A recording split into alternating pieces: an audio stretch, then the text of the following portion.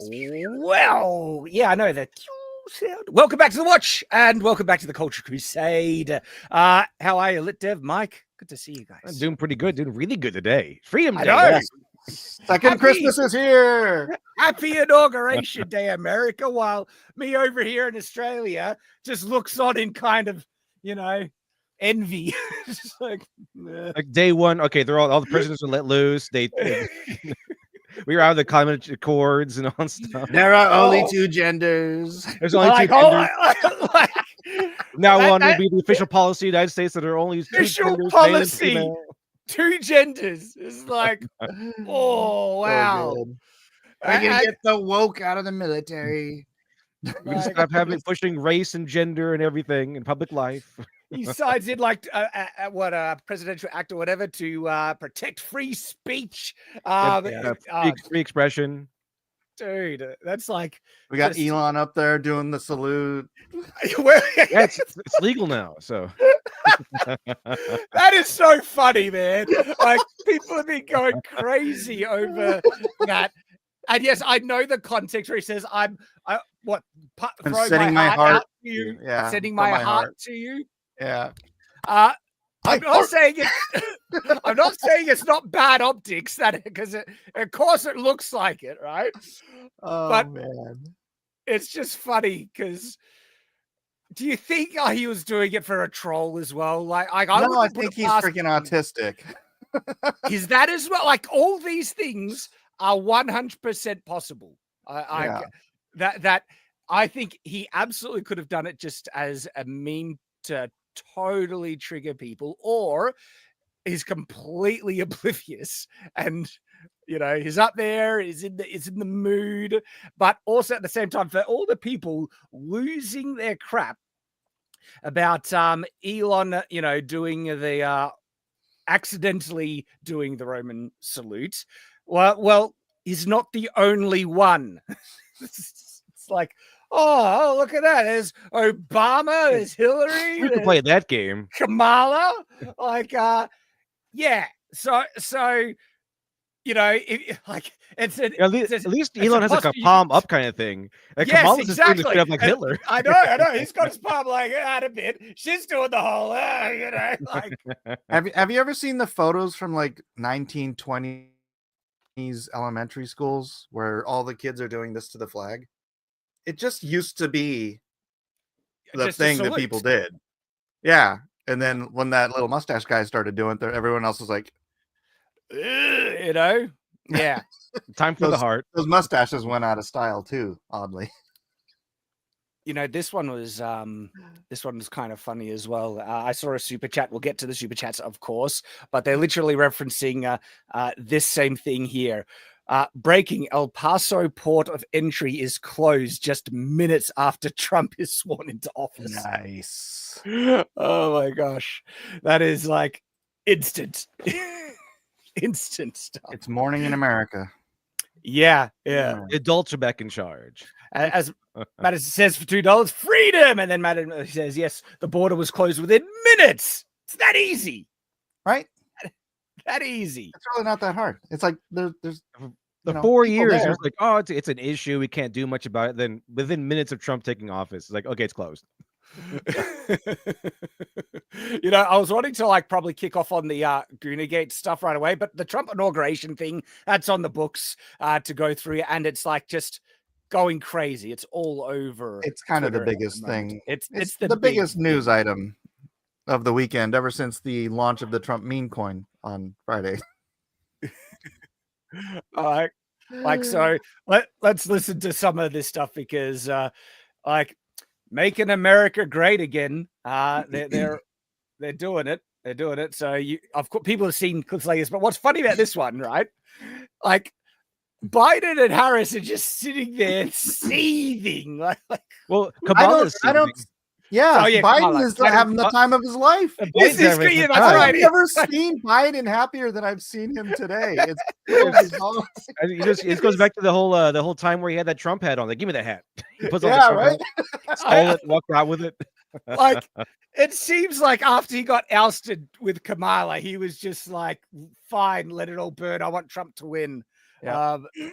That really did seem like it. But yeah, this is just funny. First, I will declare a national emergency at our southern border. Biden is glowing. Look, Kamala. Kamala's so angry. That was her job. She was the border czar. Yeah. That's She was a diversity hire, so she was no good at it. It's funny right in front of them. And then there's a couple of other just bangers that have come out. This one, we'll get to some of the Trump comments, but this one was funny. Have you guys seen this? Breaking: Mark Zuckerberg revealed to be heterosexual, attracted to adult women. More news to follow. He's taking a look right down. I mean, look at the other faces. This looks like one of those E.F. Hutton says commercials, but they're E.F. Hutton is her boobs. The thing is, look at all the guys. It's like, I know, that's what I'm saying. They're gonna look. This guy looks like, and then Zuckerberg. This is Zuckerberg's wife, by the way. The thing is, though, No, it's not Zuckerberg. Bezos. Sorry, yeah, Bezos' wife. Bezos. Thing is, though, she's actually wearing a lingerie, frilly kind of bra, purposely opening it up on display. And if you see the actual video clip, it is so funny. This is the slightest slip glance, whereas like dang, and it's like bang, instant, and people caught it straight away. It's that Leonardo DiCaprio meme where it's like they saw that, and now it's just going over all everywhere. And sometimes it's an instinctive reaction from guys, you know. I do like how the microphone is there covering up the unimportant parts. That's a misogynistic microphone right there. Like the fact that she looks like Steven Tyler in drag.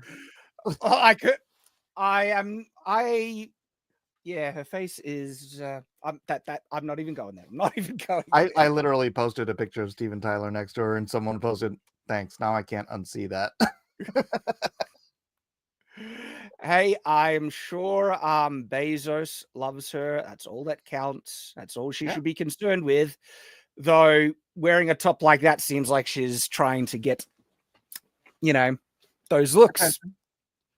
I mean, yeah. So things have just been going, and so that was funny seeing it this morning. And here is another good one. Trump just laying it down. This week, I will also end the government policy of trying to socially engineer race and gender into every aspect of public and private life. That is such a base speech, man. It kind of feels like that moment in Star Wars or Ben Kenobi's like, I just felt like all these people dying. Like the moment Trump said that, I felt the seethe. I felt it. Look, even there, you can see it's a pursed smile on Biden's face. Like he loves every moment of this. Kamala's way worse. Though looks like she's like visibly angry. I know that. Like even her body posture is just like, she ain't happy. She's just trying to suffer through it. And she seems to be almost like leaning away from Biden. There's a rift there. I also like the fact that they made her certify her own loss. That was pretty epic. I still like that. If you have the clip of when he's actually getting sworn in and Biden's standing behind, he's beaming. Really? Biden I don't have that quick at the swearing in moment. It's so hilarious. If you could find it or someone find it, that'd be great. Hey, I want to quickly grab these stupid chats. We got Vulture 1066 for 20. It says, "Hell, brothers and sisters, write more books."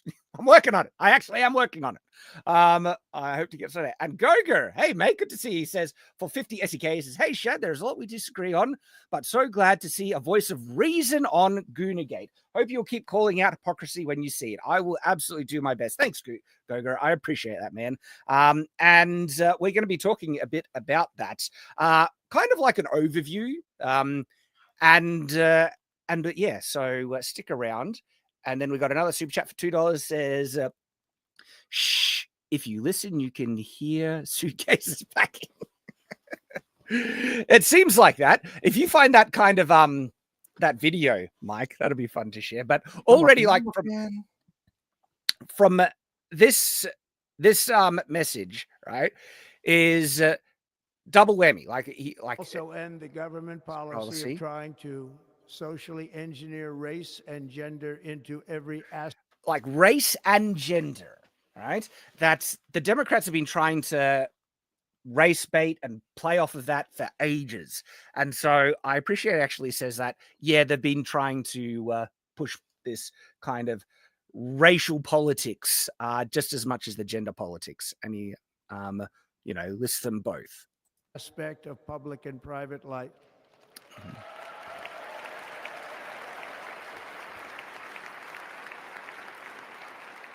We will forge a society that is colorblind and merit-based.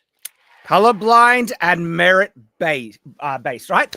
I don't know. Merit-based. Merit-based. It is based. Like, I have trouble understanding how people could have a problem with that standard.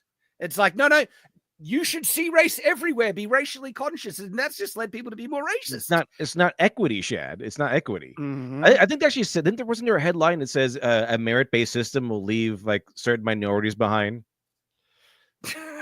that was I think that was like either an opinion on Twitter, right? The soft bigotry of low expectations, right there in a tweet or comments. Okay, it's like they actually think so little of minority groups. It's like everyone is capable of achieving. Let's just. But that I think like comments like that is those mask off moments for who the racists really are around here. I hope Trump got a new chair at the White House because I don't know how many times Biden pooped in his pants or sitting in Apparently that happened a lot. Yeah. There's have you seen that? It's on Twitter. I didn't want to put up because there's a lot of swearing, but it's someone says, Trump when he re-enters the White House, and they got the clip from Dumb and Dumber where the guy goes into the toilet and it's filled with crap. And it's just like there's crap everywhere. I did the clip from Death Note where he's signing all the executive orders. He's signing the Death Note and all these people are dying. It's Trump firing all the bureaucrats. Oh my gosh.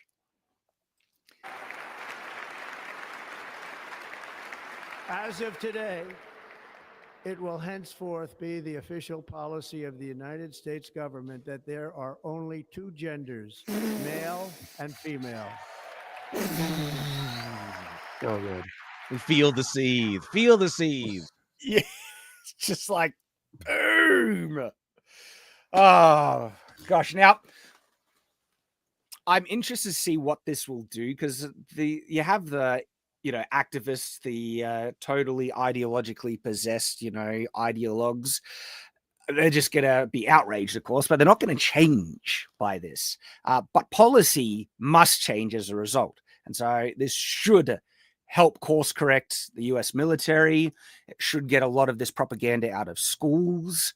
We'll have to wait and see, of course. We'll have to wait and see. I hope it does what needs to be done, but I think we've won some significant battles, but the war is far from over. What are you guys' thoughts on that? I mean, it's not over yet. The war's never over. Yeah. It's like a disease. It's like your body saving off disease. Like it'll always happen. So your body will always be fighting off these diseases and these germs. But your best shot is to weaken them and to have a strong enough defense where they can't affect you. Yeah. Here is the full context of the Elon stuff.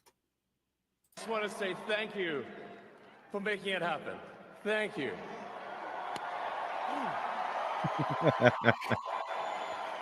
And it does. My heart goes out to you. There's the full context. He was throwing his heart. Yeah. Out to people. It was Cope. He did it first. Like, oh, that was a nut salute. Let me go ahead and call it. He will say, oh yeah, my heart goes out to you. But what you didn't hear is that he said at the end of that line with the word Hitler at the end. My heart goes out to you, Hitler. Mike, you said, "Oh gosh," were you reacting to something? Yeah, I think I may have stumbled upon something like why he was so happy. Was it Hitler related? Because that's Wait, when wait, that's what I was seeing on wait. Twitter. I got it. I guess the audio doesn't really matter, but come on. You'll get there. We believe in you. Everyone stay quiet so it becomes awkward. He might have been happy because there were so many little kids Chief there. Justice Roberts.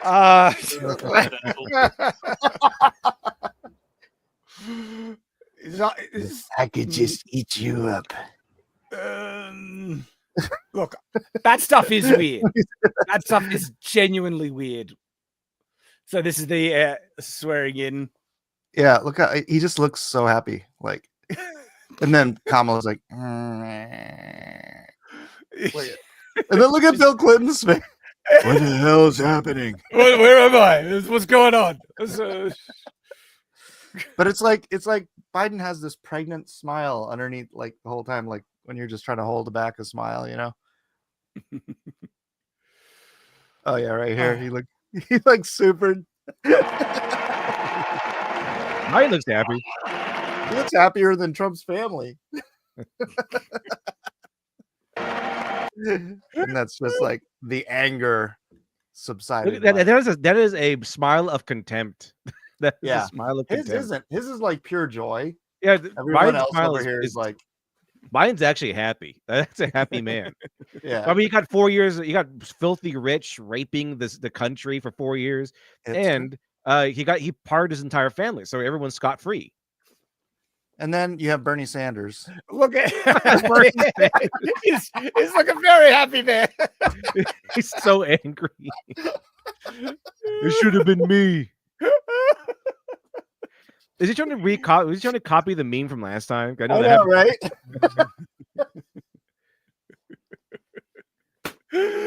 Oh gosh.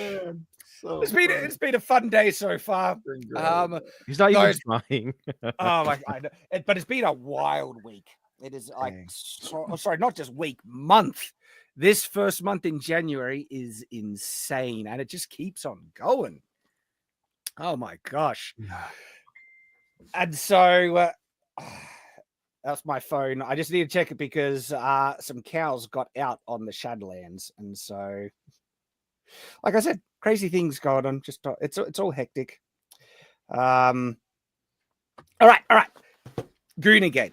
Let's talk a bit about GOONERGATE. What do you guys have? You guys been following the GOONERGATE stuff? Update Mike me. is completely out of the loop. It's all about the now the right wing people are coming in and going, hey, you can't look at women. That's no good. So I feel like there's been overreactions all around about this stuff on both sides, honestly. And a lot of there's been a decent amount of people saying, I don't give a crap about GOONERGATE. I think it's dumb. And I get where they're coming from as well, because it is internal fighting that isn't really achieving anything apart from burning bridges and turning people against each other. And that's just unfortunate, and it was also unnecessary. And I'm kind of just been observing, it all. And I've made comments about it. More so, I'm more intrigued about what the correct, what I feel biblical perspective is on this stuff, and that's what I've been sharing. And people have been appreciating it, and I appreciate them for hearing me out. Goga's super chat, just he mentioned that he appreciates that I weighed in on it, because there is, I feel, a more tolerant perspective that would bring people together about it. Because what has been really heartening over the last few years has been the kind of popularization almost of Christian belief and standards, and the acknowledgement that, hey, Christianity, like do you remember what this was like pre-Gamergate, where the new atheist movement was just slagging off Christianity constantly, They were winning for a while. And they forever. Yep. Was it called Atheism Plus or something? They were getting a lot of popularity. And the thing is, though, I think some of it, right, some of the reactions to it was a result of the Satanic Panic stuff. Now, you guys know what the Satanic Panic is. I'm Yeah, I just think it's a little overblown. By the way, just from my personal experience, the video game industry is overrepresented by atheists. Possibly. Just my experience. Well, the thing is, though, like I said, what has been heartening is that a lot of atheists actually saying, look, I don't agree with Christian stuff, but I can acknowledge that a lot of what's good in Western society 100% comes from Christianity, its teachings and its influence in the past and on culture. Carl Benjamin will agree with that. Yep, Carl Benjamin, Tsar Governor of Card, love the guy. He's a full-blown atheist, but he constantly has talked about, the virtues of Christianity, the philosophy and the standards that upholds. And this is an example of an atheist, acknowledging this stuff. Jordan Peterson has done tremendous work sharing this, and that's been really, really good. And even if we can't agree on some fundamental stuff, we have been agreeing on traditional values, trying to push back against the woke stuff. And the GOONERGATE controversy has the potential to undermine it because it has been pitting Christians and other people on the right against each other because of, I feel, a lot of overreactions on both sides. And I don't think I've seen a single person be convinced by one person or the other in the debate. I haven't seen like, what is it? Can you boil it down a little more so I get a little broader understanding? Get a little context. It all came out actually almost a month ago, right? and it's gotten renewed and I've heard of it. I just haven't again. paid any attention to it. So, all right, there's a game called New Descendants, and in the game, it has very shapely female avatars in it. I'm sorry, was it Nude Ascendant? No, not nude, but some really, really shaped curves. All right. Natural, decent curves. Let Dev, do you want to look up maybe what some of the new descent stuff? So they have very sexy female avatars and skin tight clothing, and some of the optional skins is leotards that basically are thongs. Okay, then one of the characters has a dance emote because was this the one with the girl we did a few weeks ago? Shaking a rear end? Yeah. It's come back. It's continued, Mike. Okay, so it's related to that. And someone made a tweet, is some Pirate Roberts or someone on Twitter said, is this what gamers really want? And then Melanie Mac responded saying, no, I don't want this type of version in the game. And the answer is yes. Well, this is what gamers want. The answer is it depends on the gamer. Yes. Why is that hard? It shouldn't be hard. Okay, it shouldn't be hard. I think because of the almost PTSD from the Satanic Panic of when Christians it's funny when you see it because I'm not trying to throw all Christians. I'm a Christian, and I thought the Satanic Panic stuff was silly. Harry Potter, satanic. That's just I'll call you on that. Yeah. Because I was with you. What you're saying now back then. I'm like, what? It's just they're not even saying magic. They're speaking Latin. They're blah, blah, blah. But a generation later, you can't name a witch today as someone who is devout in Wicca or whatever that doesn't attribute that to having read Harry Potter as a kid. Really? Good luck trying to find one. Good luck trying to find one. Well, it is really popular. To me, I know, but it was like that's what made me want to follow this path. So I would have agreed with you. I totally agreed with you when it was happening. But looking back, I'm like, huh. See, to me, you can't attribute that to Harry Potter. That's like, looking at violent video games cause violence and stuff like that, or trying to no. It's you can't say like that's a correlation without you can't causation. Say every violent person played violent video games. You can't say that.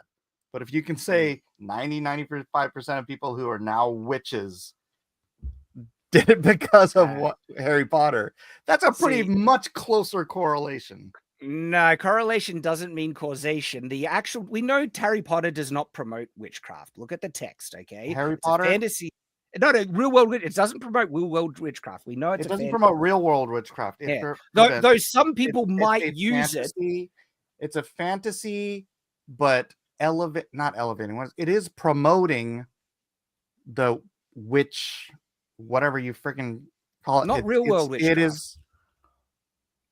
No, but where are people going to go when they say, "Oh, I want to go into this stuff too"? That's like that's the amuse bouche of the,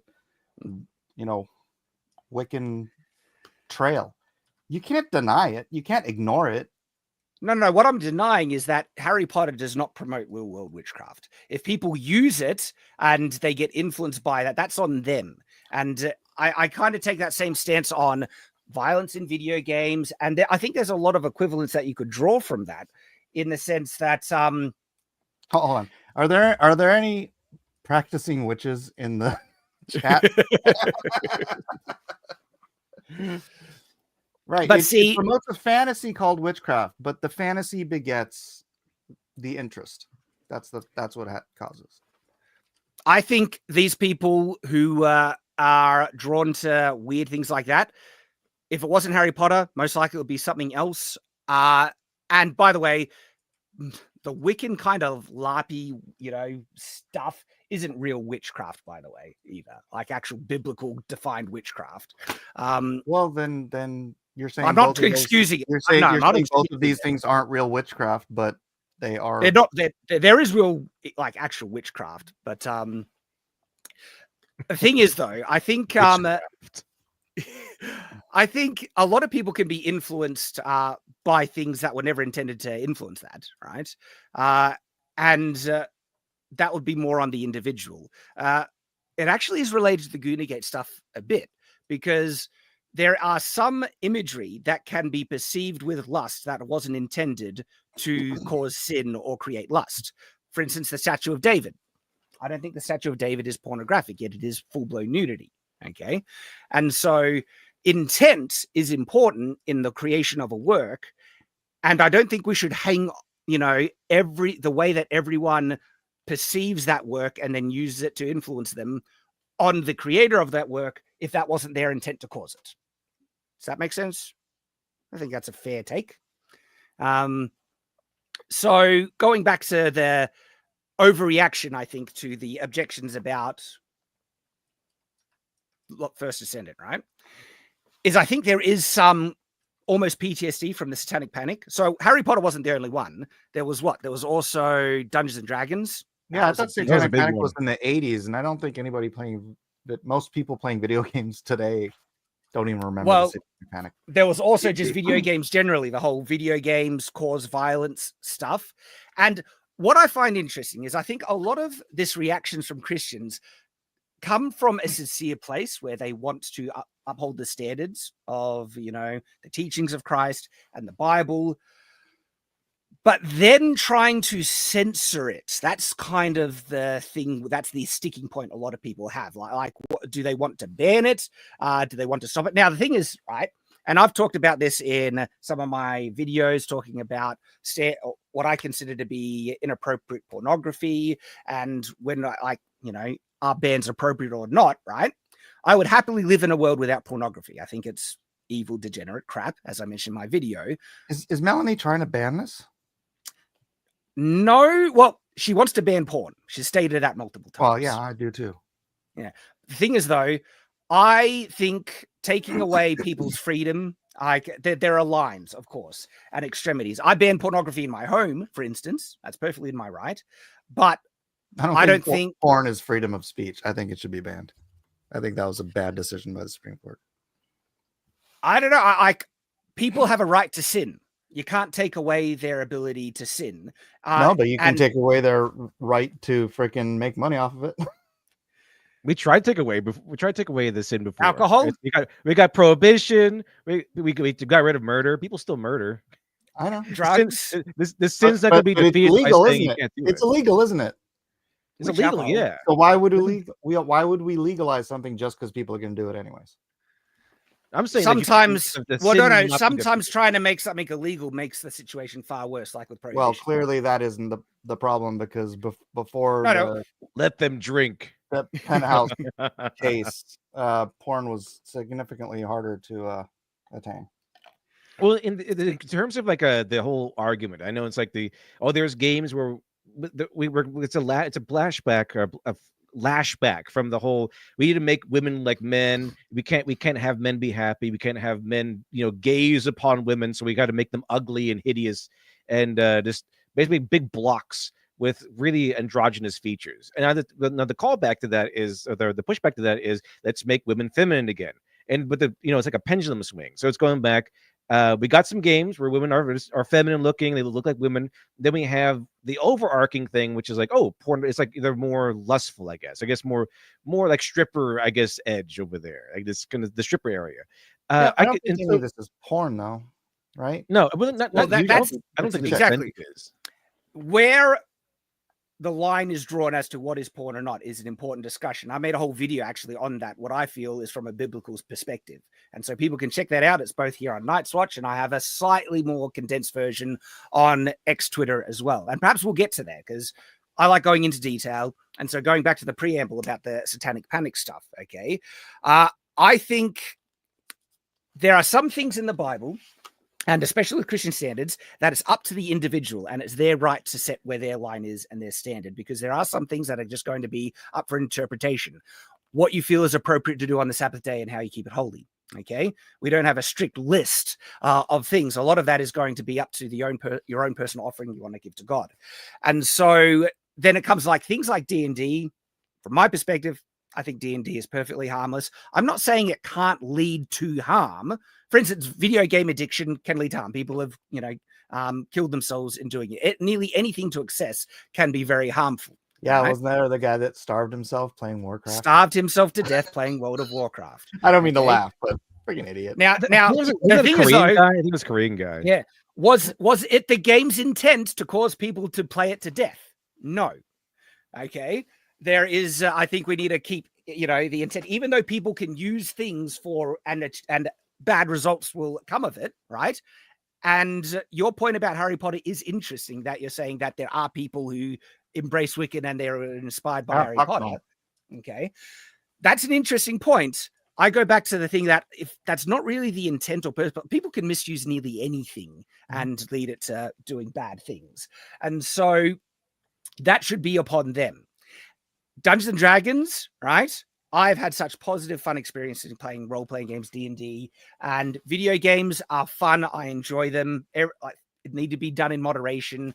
Addiction and things taken to excess can always be bad. Plus, Dungeons and Dragons is always about killing the demons. It's all about going into. That's why there was so much demonic imagery, because they're going into these evil. They're going into the layer of the evil bad guy and killing the demons. The most famous bad guys like liches and stuff that summon demons and all kinds of monsters. So that's why the demonic imagery was so prevalent in the early D&D, because you're the adventurer going into the evil layer to slay the monsters. But everyone's like, it's you got to summon demons. Like, not really. No, it's not at all, actually. So from my own denomination, Church of Jesus Christ of Latter-day Saints, the Satanic Panic rarely appeared. So we sometimes do get kind of artifacts that come in from mainstream Christianity here and there, but for the most part, wasn't really a thing. In fact, some of the most prominent D&D authors, Margaret Wise and Tracy Hickman, who authored Dragonlance, which is a Dungeons and Dragons based book series, one of the most beloved, they're Mormons, members of the same church. And so is that's stuff. Sorry, what? Is Richard Knack too? I'll need to look that one up. I haven't heard of Richard Knack. I might have heard of some of his writings. But there's a lot of fairly prolific fantasy authors that are members of the church. And part of it, I actually think, is because the Satanic Panic stuff, I guess, has never really been a thing that propagates a lot. Members of our church have always enjoy pop culture, essentially, it seems like. And we also then like to make it and other stuff. All right. So because people are afraid that there might be an over push for censorship from the Christian right, they were worried that this could be the manifestation of it again, when people were raising their voice and saying, I think this level of immodesty is gooner bait, coomer stuff, which is just the words for people, stuff that people like to jerk off to. You think it's not? I don't think people are jerking off to that. No, You literally don't think anybody is, bro. No, they jerk off to actual. I had a dude contact what me I think about my comic book, and I didn't have anything sexual in there, and he's like, "I do that." What, he told me really? to do it to my comic Okay, book so maybe because I'm wrong on that. because it wasn't real people, so he didn't count it as real lust. Oh, I'm my like, gosh. don't. See, I the don't wanna reason why know I this. said I the don't wanna know this, I know. bro. The reason why I said I think they would go to stuff that actually has full-blown nudity. This one is just No, it's because a look, tease. dude, because they have some sort of weird pseudo relationship with the person they're playing, so it's probably more real to them. Those very, if you're doing this, you're a freaking probably. weirdo and sick. Okay, There will But always for be that those one weird person. sickos, right? But it's for those weird sickos that is Yeah, possibly more relatable to them than some nobody on. I kind of have you ever had like a cousin, or maybe he was even like some people in the audience too, where they during your teenage phase you'd have like a room full like Playboy posters or whatever. I know I had a cousin like that, so it's kind of like that. Where like, yeah, it is like it's not porn necessarily, but it is like you're just looking at it because you want to look at these scantily clad attractive women. I think that is a side of gaming where like, you have games are kind of just like that. You get a bunch of girls and it's all about them being scantily clad to even nudity. And yeah, I could see that's like you're letting your lust take over and everything. There are games that are centered around that. But and then I can see why some people could be concerned that if the companies see that, oh, this is what we're buying, this is all the money we make, then it's going to be more about the sexuality rather than story and everything. I can see that being a concern because we have the other side that's do that with instead of story, we got to have everyone look like a man, and we got to have this politics and all stuff like that there. So I can see the concerns there. I don't think any of it should be banned. I just think that it should be these games are in the genre of the audience who want to have these games where the women are pretty and scantily clad, and that's kind of what you're buying it for. The gameplay could even suck. It's just an option, right? You can dress your character however you want. It isn't. It's an option. It's an optional skin. I'd say it's an option to even buy the game. The whole is this what gamers want thing. It's like obviously whoever made that skin, that's what that gamer. Well, it's kind of like the Madonna horror complex. Like the gamers want scantily clad women in some games, yeah, but do they also want like really highly characterized women who might be like more modestly dressed and who are but the make up for it by being characterized or having a character arc in there? Yeah, we want both of them, but not at the same time.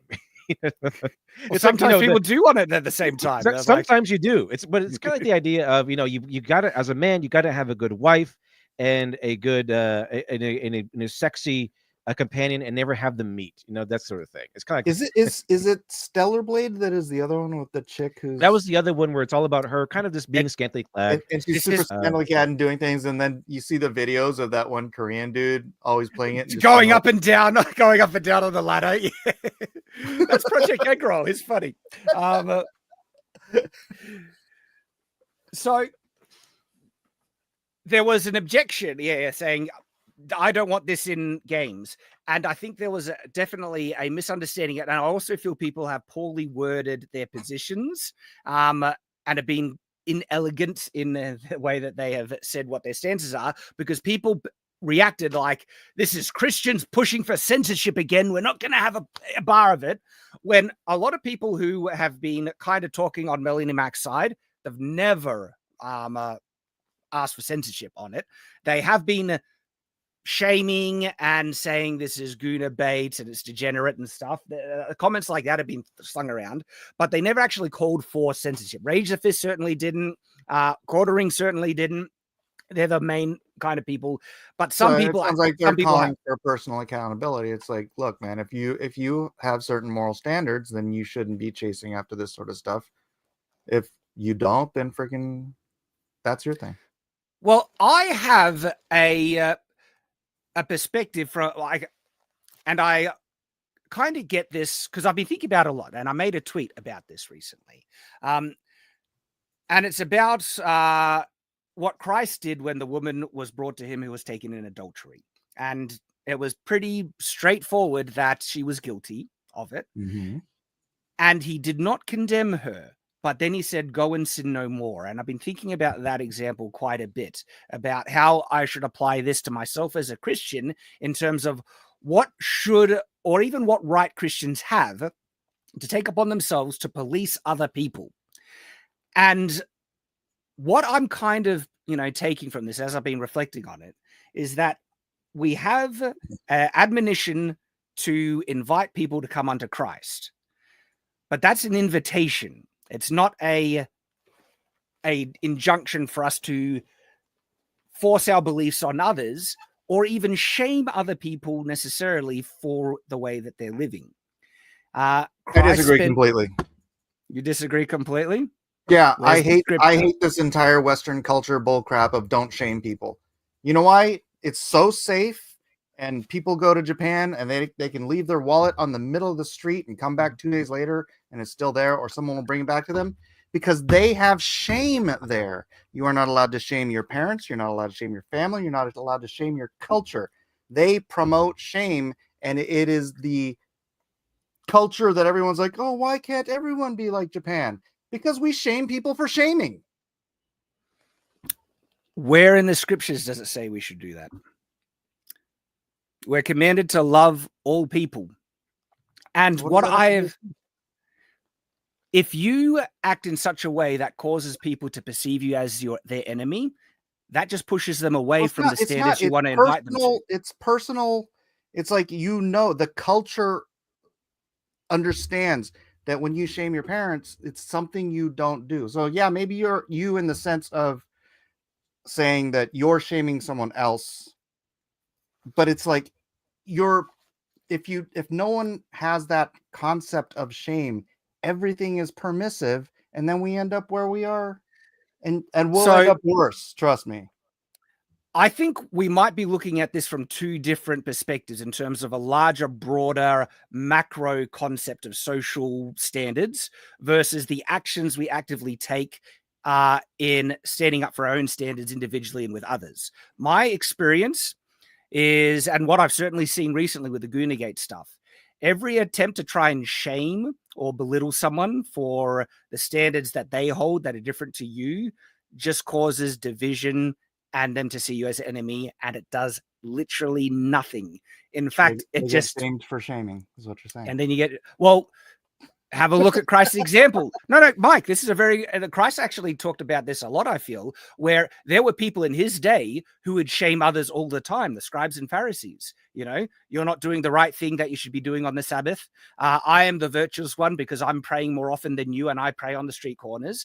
And the people that Christ condemned more openly over anyone else were those people who were acting as the moral Puritans and busybodies of their day that were lecturing other people for hypocritically. That's very important there as well. Exactly. Because the hypocrisy thing is something that I've been talking about a lot, because Christians have standards that we are wanting to uphold. Okay.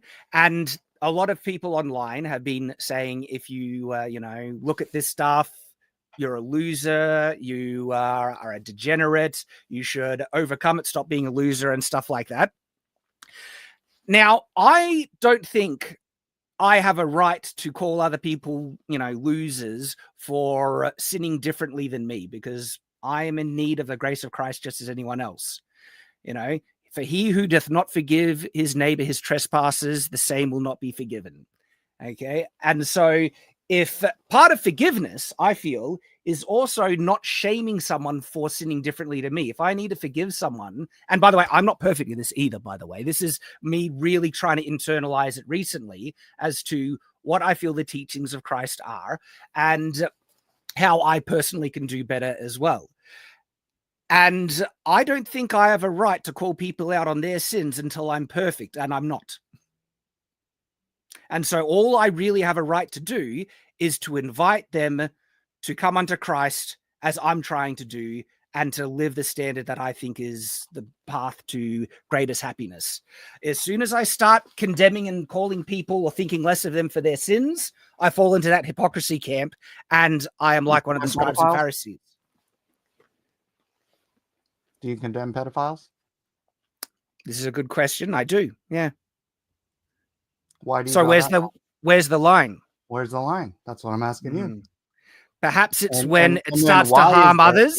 Why is there a line? So is it when it starts to harm others? How about when they harm themselves? How about obesity? It's their choice, though.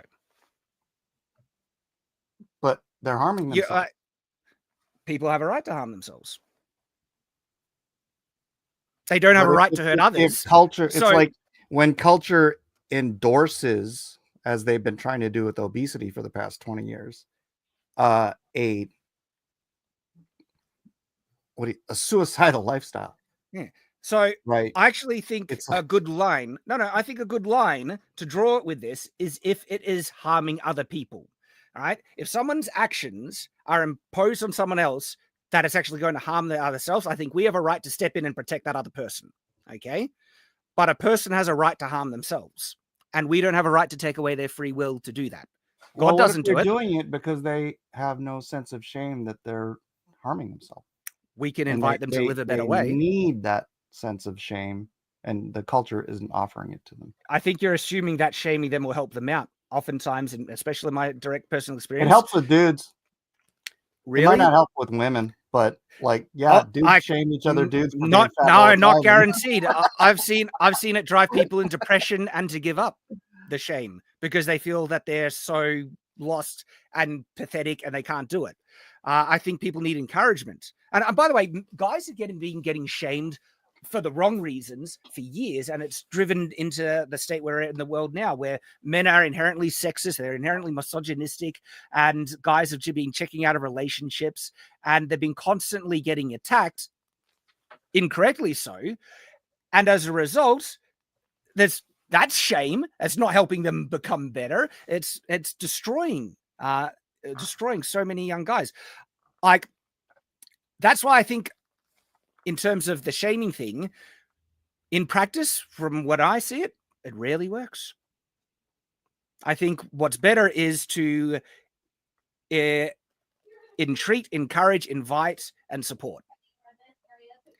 I mean, and that's the kind of line that I think maybe that's the problem, is like so much of culture will support the thing you should be ashamed of rather than the culture itself shaming you for doing the things you shouldn't be doing. It is culture writ large that is at fault in that end. And that's why the Japanese culture is like, why can't everyone be like them? It's because we don't believe in shame here. So going back to the scriptural kind of perspective on this whole, and that's why I'm actually this Christian country had plenty of shame to go around. And we didn't have single motherhood in freaking 70% of households. We didn't have, women whoring around wearing prostitute clothes out in the street. We had shame in this culture back in the days when people say, oh gosh, America was great back then. We should make America great again. But don't bring back shame. I will shame you for that. Is that what Christ wants you to do, though? Seemed to work a hell of a lot better than it does now, doesn't it?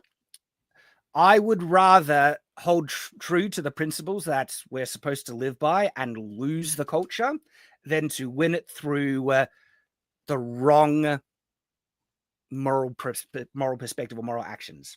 But I think that's what I'm saying. It's like I would rather lose in righteousness than win in when this was more of a Christian culture, the shame was inherent.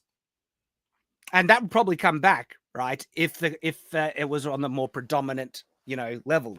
But to get there, I think it's through media. But shame isn't going to get us there. Like, look at the whole GOONERGATE thing. People have tried to shame gamers for, liking scantily clad women, and all it has made them as a response is for people to hate Christians more and think they're puritanical busybodies. It hasn't done a thing in helping them come unto Christ. The way that you want to help people come unto Christ is, in this instance specifically, is I feel not to judge them, invite and say, this is my standard. It has blessed me in my life, and I invite you to do it as well. But you have the right to live the way you want. And I think the line as to when you should step in is when it harms other people. If it's not harming other people, they have the right to do things. That doesn't I just think it's funny to play. I just think it should be okay to play these games and to make them as long as they're within, a legal context. Yeah. But I should also be free to laugh at you if the game is funny enough. You do like if it's really over the top nonsense, I should be able to laugh at you and just silently judge or overtly judge as so the situation dictates. What I find interesting is that God has given us free will to make our own choices, even if it's to lead to our own destruction. Because freedom of choice, that we're here to be tested between good and evil, God has never taken in and stopped our ability to make destructive choices in our own lives. There's a scripture that says if you do not hold your brother accountable, you will be held accountable for his sin. Give the scripture. Let's go into the context. I'm trying to remember what it is. Hold on. Let me see if I can. For he that will not warn his brother his trespasses, and it's warn his brother, okay, not hold accountable, warn his brother, which you can do without condemning. No, warn of sin, right? You can do that without condemning. Absolutely, you can. I think that's a semantic difference. No, I think it's very important because the difference, one, will push people away and feel judged, and the other will actually have people feel supported, and it's an invitation to do better. And the GOONERGATE thing is so you're just saying example. It's a matter of technique. Yeah, I think a lot of this, no, genuinely, I think a lot of this is the way things you need to word things in such a way that is diplomatic and is not going to push people away and cause a divide. Absolutely, I do. Yeah. Okay, so getting back to the topic, how is Melanie doing it right and or wrong?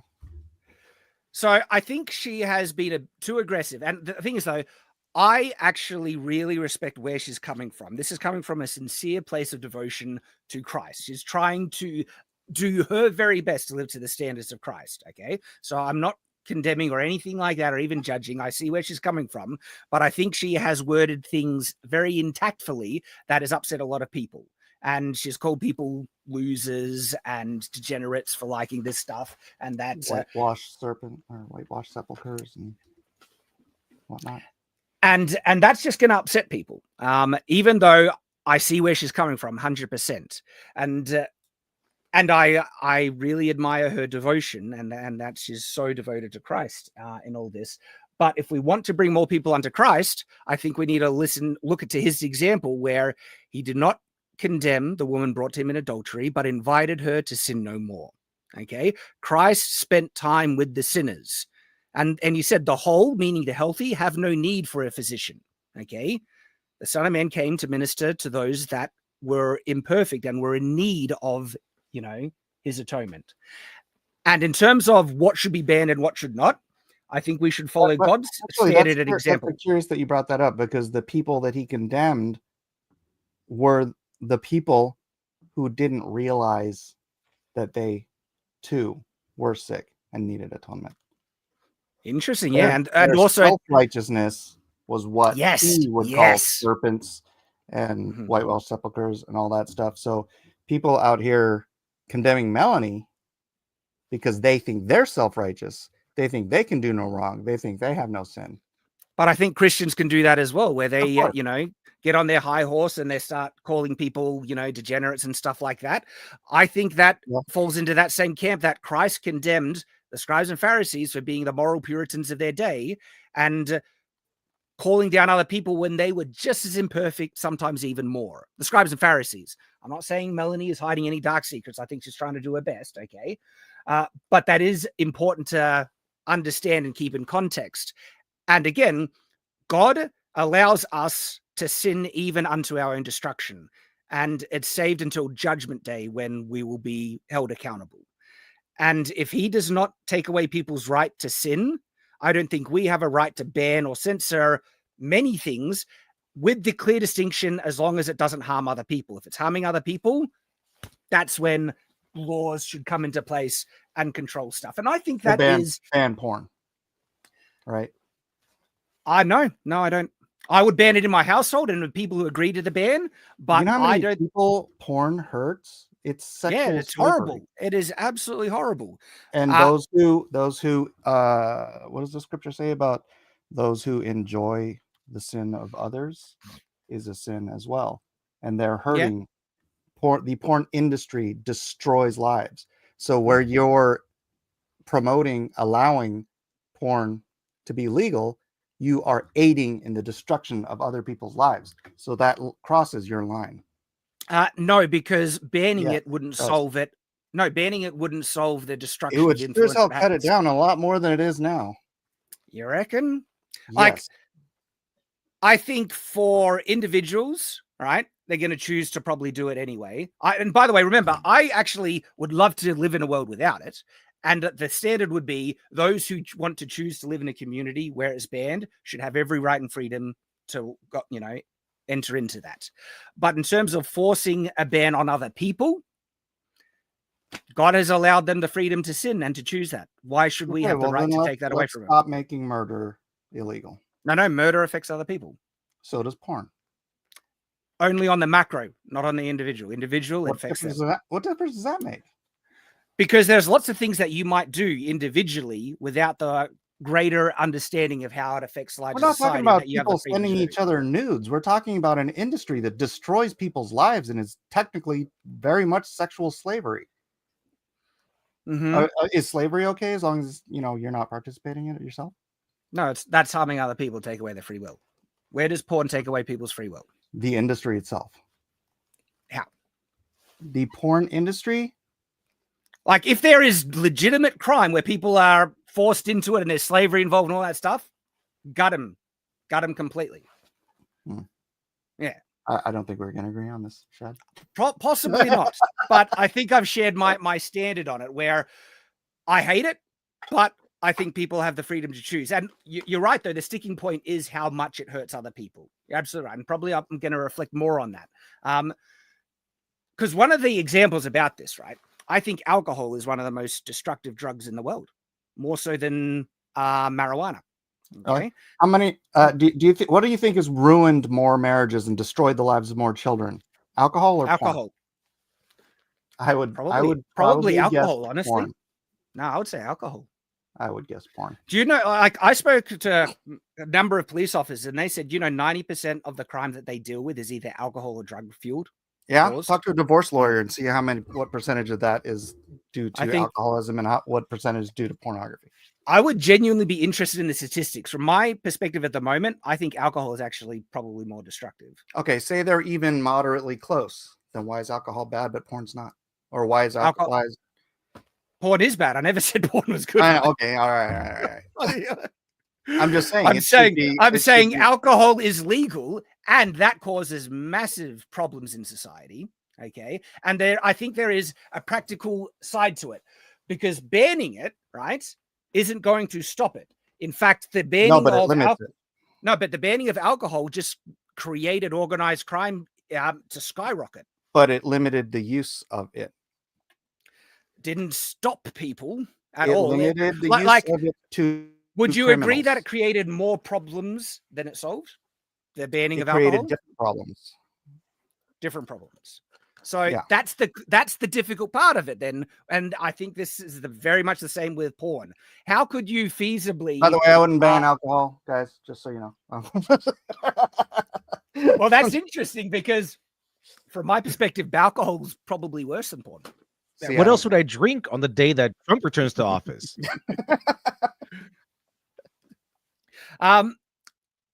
And when it was banned, I don't think there's any practical way you could actually ban porn. If your church ran the world, would they ban alcohol? No, they wouldn't. Really? Yep. Is alcohol banned in Salt Lake City? No. After a certain time, I don't know. My church, like the Church of Jesus Christ of Latter-day Saints, are so serious about free will side of things. Now, we believe that there is going to be a time when Christ will reign upon the earth, and it's not going to be a matter of banning. Well, actually, funnily enough, we actually think alcohol will be acceptable in the millennium when Christ is on earth. So Because here's the thing, you know the reason why we don't drink alcohol?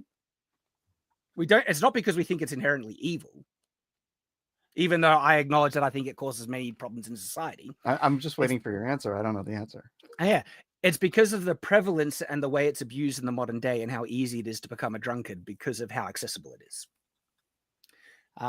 That's the actual reason. We perfectly understand Christ drank alcohol when he was on earth, right? In the Book of Mormon, the Nephites were drinking alcohol. They even got the Lamanites so drunk that they beat them in a massive battle. The word of wisdom and the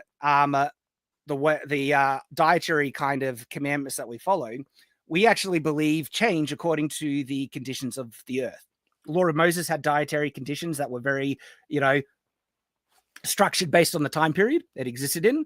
And, the pork could be a very dangerous meat to eat back in the day. It's safe now and stuff like that. And it's because really of... not safe now. I mean, it's a lot safer than what it was. They just didn't know to cook it to 160 degrees to kill all the, and they didn't have freezing. Demonic 114 has a important question that is asking us. I have a dedicated video on X and here on Night's Watch going exactly what I think porn is. And let me try and briefly explain. I think it's a two-part thing. One, it is material that is specifically made to encourage the viewer to either think about or participate in sexual activity. That its primary purpose is to invoke that which can be achieved without clothes or with clothes. If its primary purpose is to encourage people to participate or think about actively engaging in sexual acts, that would be porn. But then on the other side, I would say anything that someone looks upon that causes them to lust after, to think about, or participate in sexual acts, it's porn to them. And that could be if the thing they're viewing has clothes or not. Scripturally, we are commanded to not lust after a woman we're not married to. We're not commanded to never lust. That's actually an incorrect understanding of it. Husbands, it's good to lust after your wife.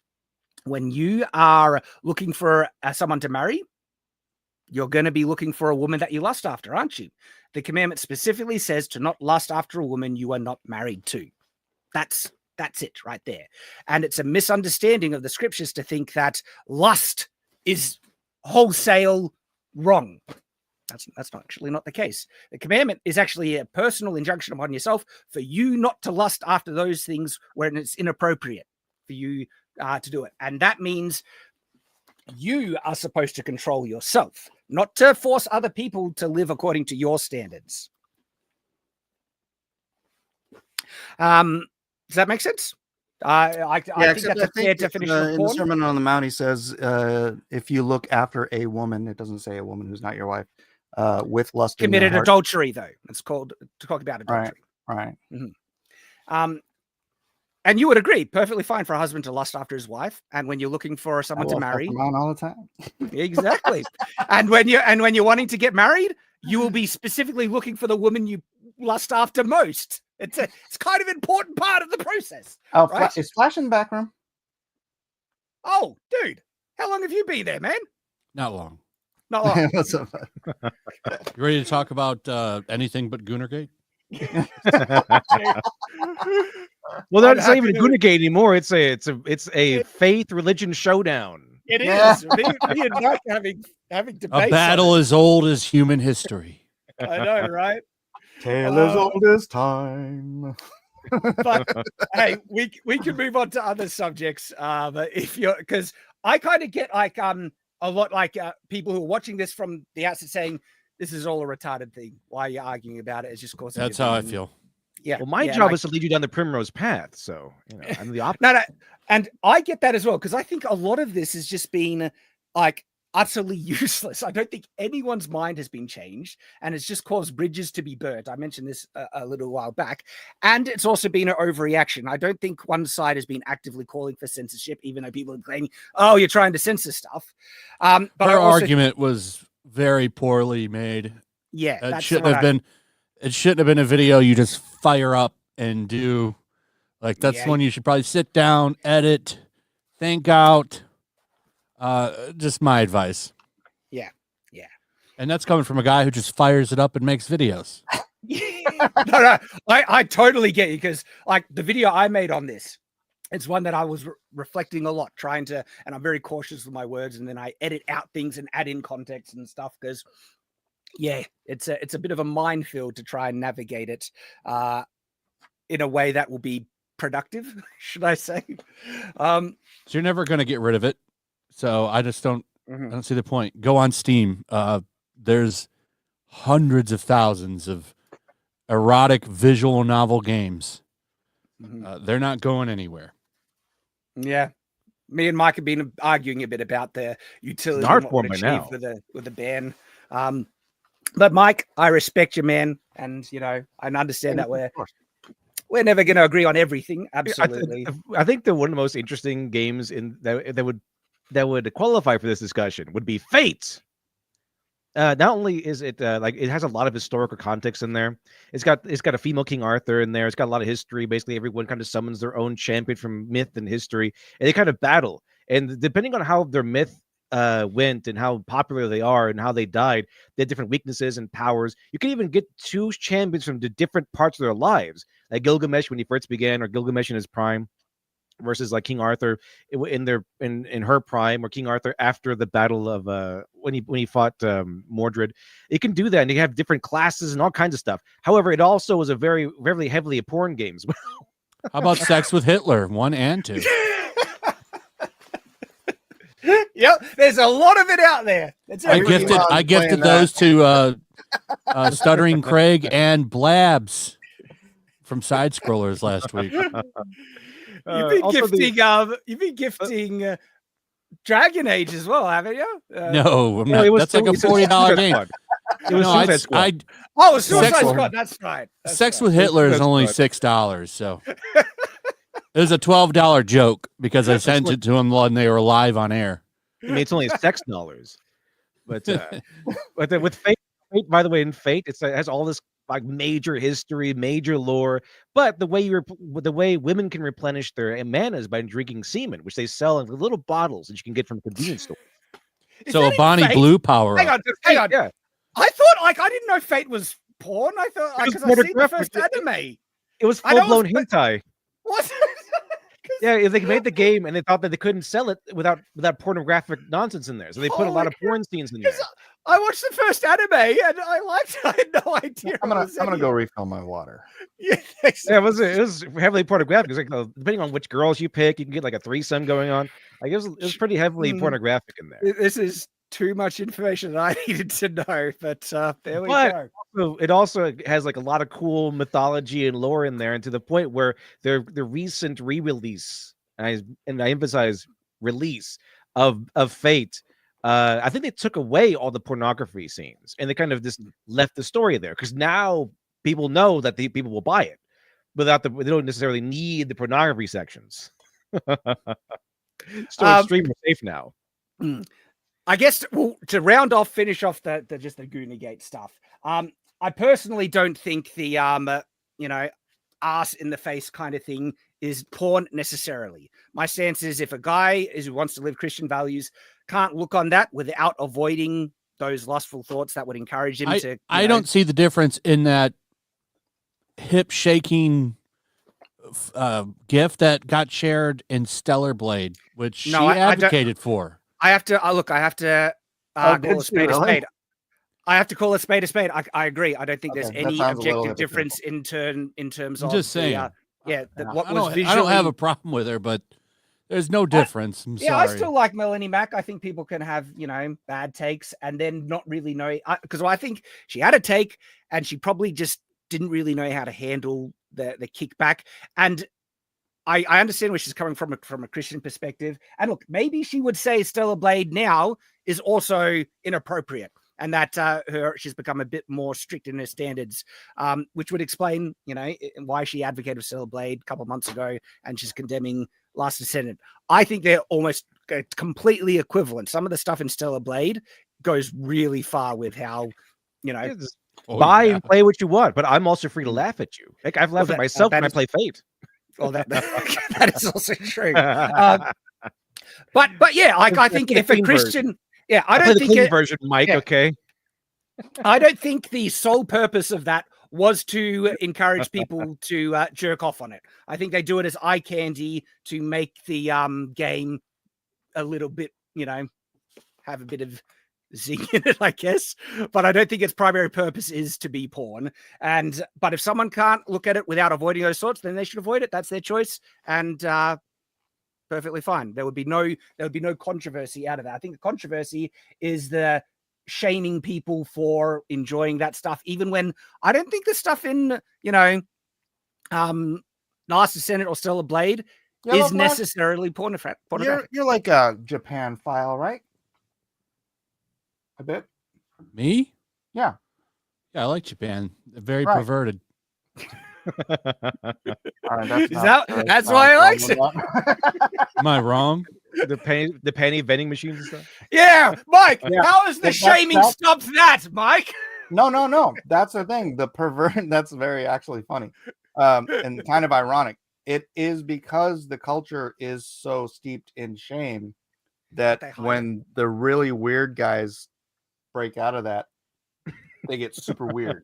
We have like mid-tier weird here, right? Because here you don't live in Japan, Mike. No, Have you ever lived in Japan?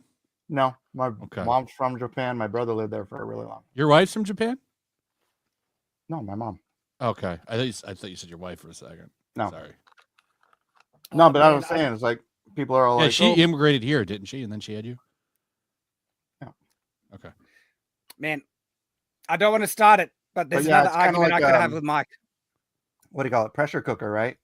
The pressure they lay out there, it gets a little tentacly or whatever. I love Japan. They bring me countless hours of entertainment. I saw your tweet, Flash, where you shared this. Yeah. This I like is that one. That's a good one. This is official U.S. policy now. Yep. See, Yep. Oh, are you kidding me? The attack helicopters mental that's a real gender.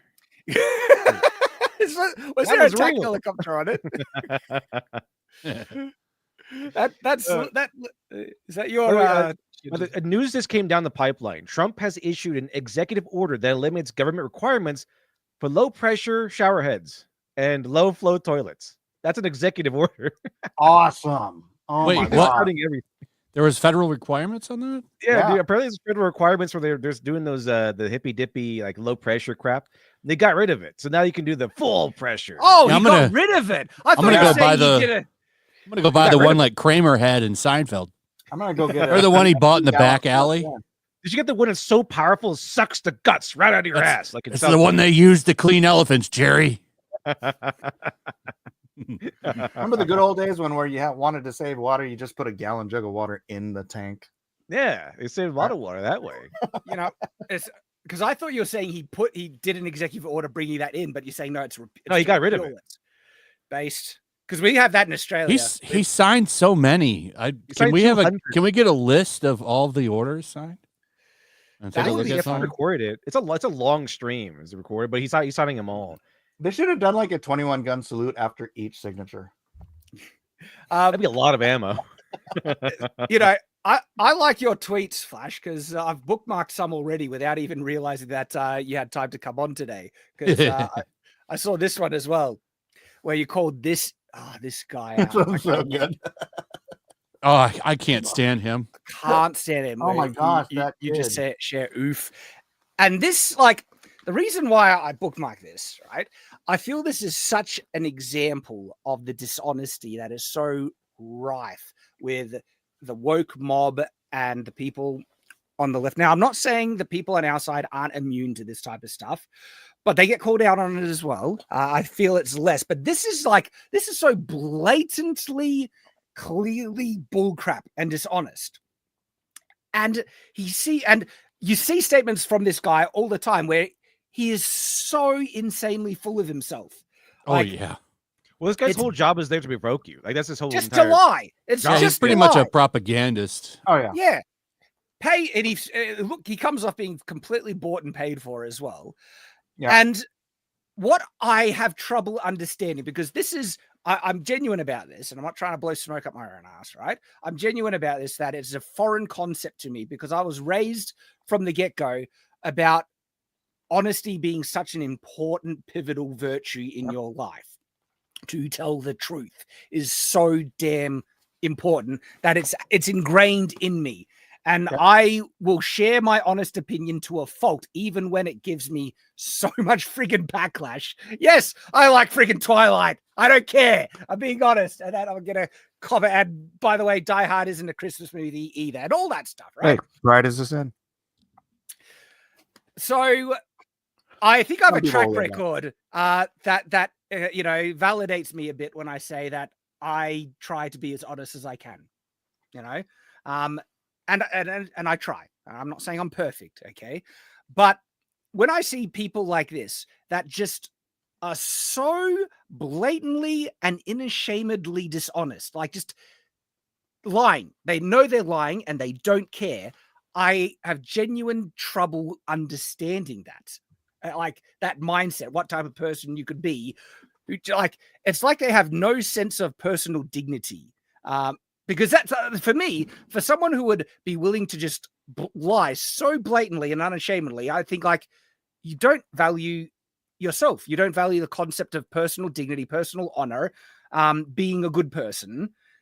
You just value winning, manipulating, and doing whatever you can to try and win. And you have no shame. It seems like that.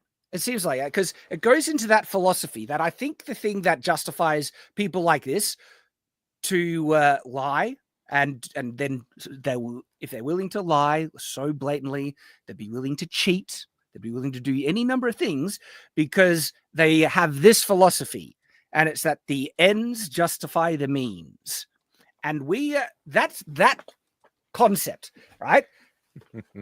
Is repeated by advocates and the large, more outspoken people on the left, where they said that it's so important to beat, the misogynists, the fascists, that it's okay to lie and to do these other underhanded things because the end goal is so important. That's how they justify it. Vosh has effectively said the same things, where he will lie, misrepresent things because the truth that he's trying to, anything to win, the truth he's fighting for is so important. And so then we get like this. And so this is this idiot saying, I would like to thank President Joe Biden for allowing TikTok to come back online in the United States. Thank you, President Biden. He knows what he was doing. That was meant to provoke. Everyone knows the truth. It's so like, oh yeah, I was like, I'm going to provoke you. But again, they are caught in the ends justify the memes. All the memes. Though it is always heartening to see community notes smack them down. I love TikTok. Notes. Isn't it fun? Yes, yeah. In fact, Facebook, not Trump one. Facebook is switching to community notes, and they fired the fact checkers, and now they're going, where do we go now? We need a job. I learned a code, bitch. It'd be funny if Zuckerberg went through and just fired 80% of Facebook employees. And by the way, I get that this is bait as well, but it's also purposely being proud of dishonesty just to upset people. It's like, yeah, I'm going to lie, suck it up. And then he's going to continue doing stuff like this. And so it shows their mindset, right? And anyway, TikTok, Community Notes called him out. And I find that funny. Did you see Community Notes also hit Elon Musk? What was that for? I can't remember. But even Elon Musk got community noted recently. I remember. I don't remember what it was for, but some of them were something happened the other day where he got hit. Some of them are malicious. Like some of them are bad actors trying to are on the left trying to do it. So some have to go in there and say, no, this is not helpful. But as some of these guys are like, oh, actually, it wasn't not to salute. Like someone was trying to community note that it wasn't not to salute. Really? See, I said not helpful.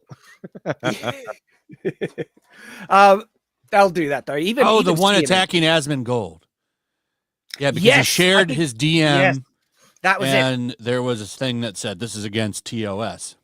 Well, I didn't know that, but I've never dropped DMs really. So wasn't it the community? Because he was saying that Asmongold had editors that were controlling him, and the community note was like, Yeah, no, what this is just a stupid thing to say. How does he think that that's how that works? What a stupid reply, Elon. That whole thing was dumb.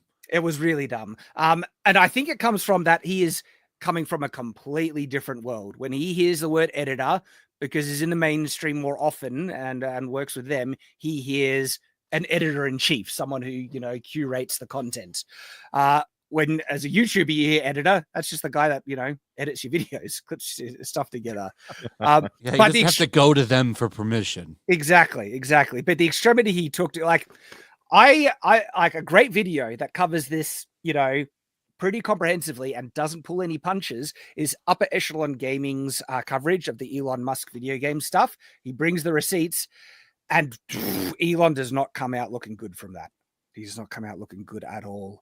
But I'm saying this as someone who loves Elon. I think he's done some tremendously great things. I'm so damn grateful for him shining a light on the grooming gang stuff in the UK. Like, he pushed that to the mainstream, and that was just friggin' brilliant. Needed to happen. And what's happened to Tommy Robinson is unbelievably unjust. It gets me angry just starting on that, right?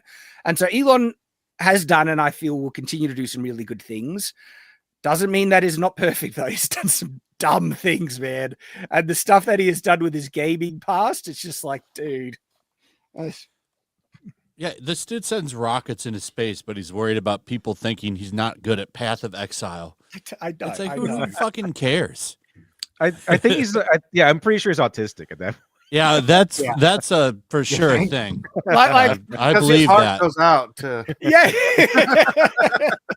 Yeah, I hope the media keeps pulling that bullshit like they did before. I hope they quadruple down on the nonsense so that we can get JD Vance in 4 years. You know, like if they keep pushing where they've been going, they'll just ensure that they will be out of power for a good while to come. At this point, I want Barron Trump in there already. I just like Donald Trump, then Barron Trump somehow. Donald Trump It's gonna take a minute. You're too young, man. You need to have life experience before you become a president. Yeah. You gotta age him up. Get him over there. Get him some experiences. I think then he run like there was rumor that he helped Donald Trump run his whole like media influence thing. That's how I bet. Yeah, he'd be perfect for something like that. Trump said that in his speech today. What's his name? Aaron's telling me to go on get Joe Rogan. Aiden Ross. Aiden Ross. I think that was another thing too. Man. Like I didn't see the Aiden Ross Trump team up thing coming in. That's why he got that big young vote. Probably all Barron's advice. Yep. Well, that's why I think Trump is happy to have Twitter back, because he sees that there was a lot of people on Twitter doing the Trump dance and popularizing him to the youth. It's a very famous dance by this point. It is now. It's easy too. All you gotta do is move your arms. Pretty easy. What do you think about the Twitter stuff, Flash? I forget what your take was on it. Which Twitter stuff? Oh, it's not Twitter stuff. I'm a retard. Don't worry. TikTok. TikTok. I think TikTok is very brain rottish, but I don't think that we should be banning platforms. Yeah, I'm leaning that way. It's funny. I'm listening to the sides, and my position on it is kind of like it wavers a bit, because I really do get the foreign interference type of thing, because China, their government is evil. They are not let's make sure government. Let's make sure we stop that, but I don't know about banning. And there's a good point. Ban the iPhone then. I mean, they make so much shit over there. There's a lot of stuff that they could be sliding into and stealing data. Oh, they are taking data from so many places other than TikTok. Absolutely. Why is there so much focus on TikTok when there's so much stuff coming from China? Yeah. So much technology comes from China because they have all those earth minerals. They build everything over there. Do you think it's because Google has lobbied the politicians to try and get rid of it because of competition? Oh, yeah. Facebook, I think I was looking at something earlier, so I don't know the exact number, but Zuckerberg lobbied hard, spent tons of money to ban TikTok. Yeah. Why do you think he wants to get rid of TikTok? Because he wants to get rid of competition. He's got his own brain rot platform. Yep. That's actually, like, as I hear the arguments, that seems to be the more viable reality of what's actually gone on. Because if the US was genuinely worried about, China spying, there's a lot of other things that they need to take action on. A lot. Yeah. But they're not. This is all, Some things to consider. As to like, it is interesting, you know, the difference in TikTok in the US, the world versus China. That's a very different curated thing. China does, I'd be sure China does that with nearly every bit of social media, not just TikTok. I'm actually curious about how this is going to work, because the part of the deal with Trump unbanning them was that an American company has to own 50% of TikTok.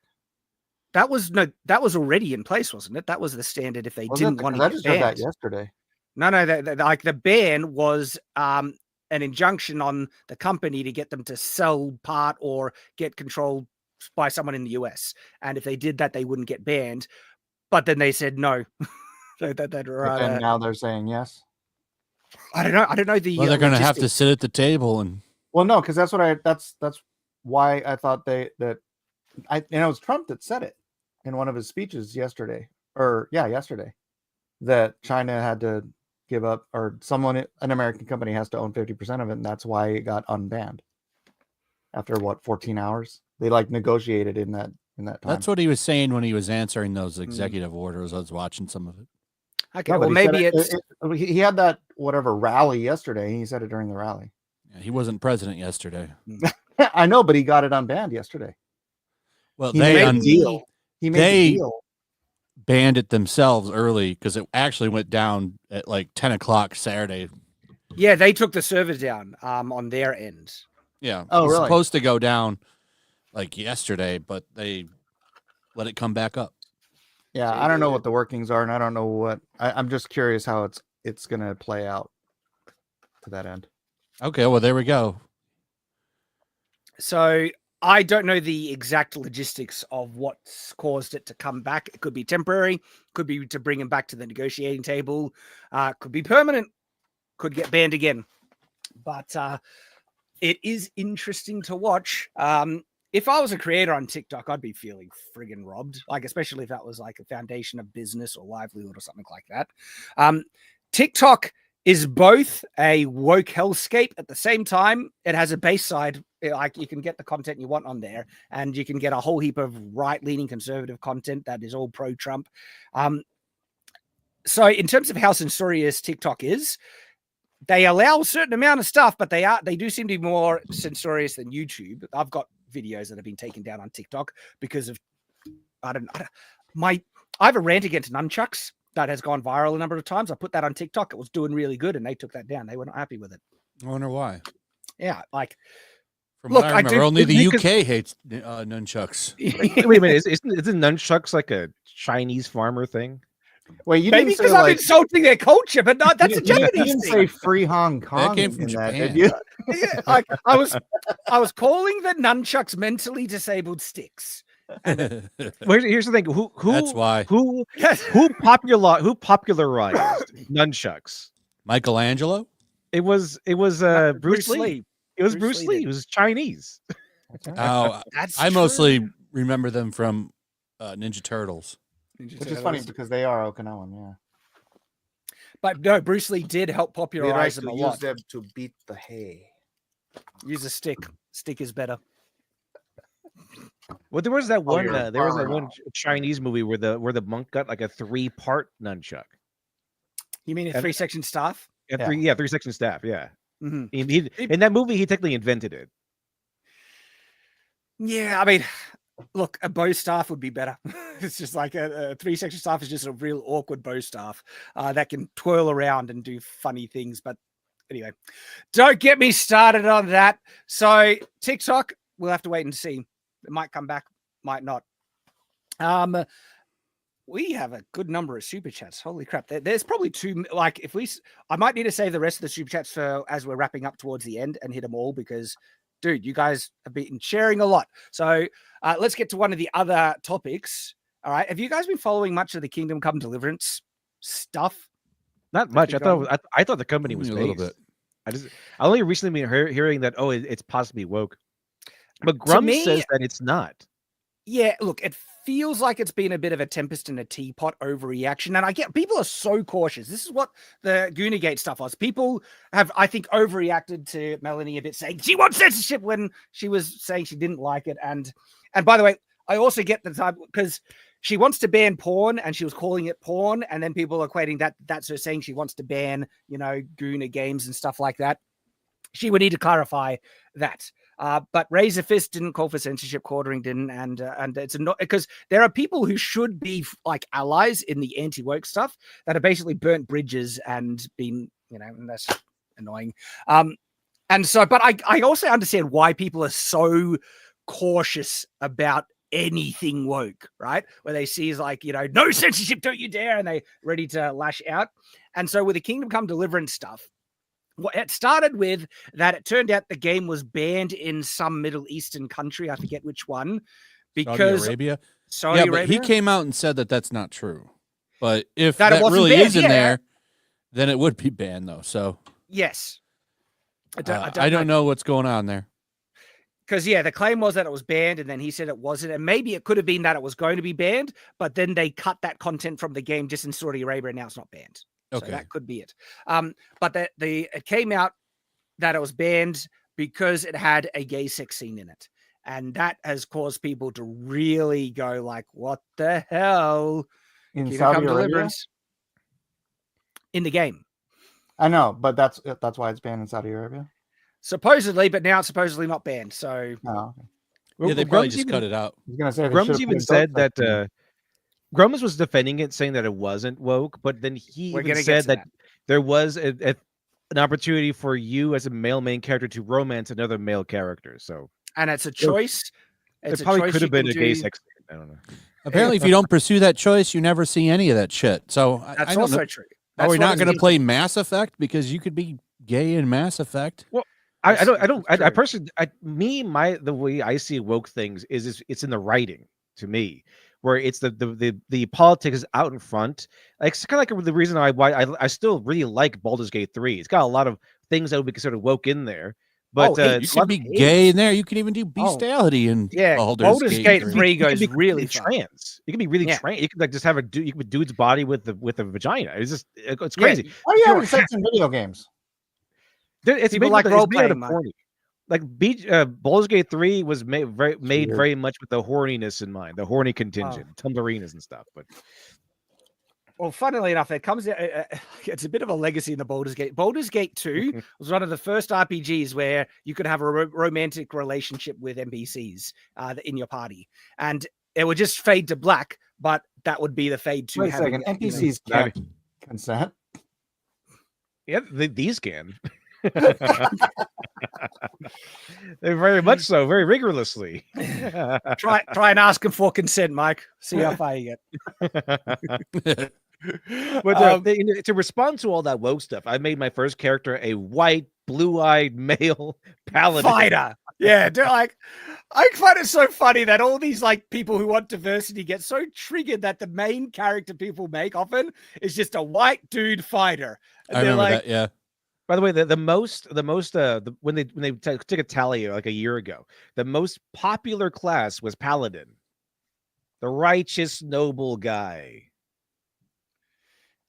Paladins are awesome. They're one of my favorite character classes. Done right, they need to be done right. I have a video on Shadiversity talking about that.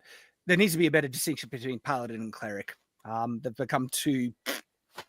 I just don't like the fact that they took away the religious requirement from paladins. Like, you don't have to have a god. Mm-hmm. No, I don't like that either. So with the Kingdom Come Deliverance stuff, right? The main guy, the guy who's runs the company and everything, Daniel Vavra. Look, from what I have seen of him, I like him. He seems pretty based. This is the guy that in Kingdom Come Deliverance 1, people tried to force it, like, where are the black people in your video game? And he says there are no black people. They weren't around during this time period. We're being historically accurate. Stop. And then they got triggered crazy, and he just told them to go jump, and the game was successful because guess what? You don't if you ignore the woke mob, they have no power. And so people have been like really concerned that there should be no LGBT gay content at all in the game. And Flash, you brought up Mass Effect as a perfect example. It was like, hang on, what are you saying then? Because there's a lot of games where you have an optional gay romance if you want. But in this game, is an optional thing. In this game, because it's trying to be so historically accurate, are you going to get burned at the stake after the gay sex? You got to get the So- papal pair. Because this is a time that was very like the world was very much under the boot of the Catholic Church. So can I bring some history to the table, Flash? You can either get burned at the stake or become a priest. No. Like, it's Oh. funny. No, there is so much Puritan kind of standards that come from the Victorian area, which actually get incorrectly ascribed to the medieval era. The witch burnings, that was mostly Victorian. Witch burnings barely happened in the medieval period. And same with like the puritanical, like the medieval people, medieval Christians actually had like, there were sects that could become pretty strict in modesty, but there were other times in sex and everything where, man, they were showing off heaps of cleavage, backs on their dresses going down to their waists and stuff, where the medieval period covers nearly 500 to 1,000 years of history over multiple different cultures. And as a result, it was very different and diverse. And in terms of, homosexuality, there were times when it was actually kind of laughed at, joked around, but it was not burning at the stake kind of stuff. That was that. And it was shamed. Not as much as you might think. I thought they would get killed. No, or become a priest. He'll become a priest, right? There were a good number of priests that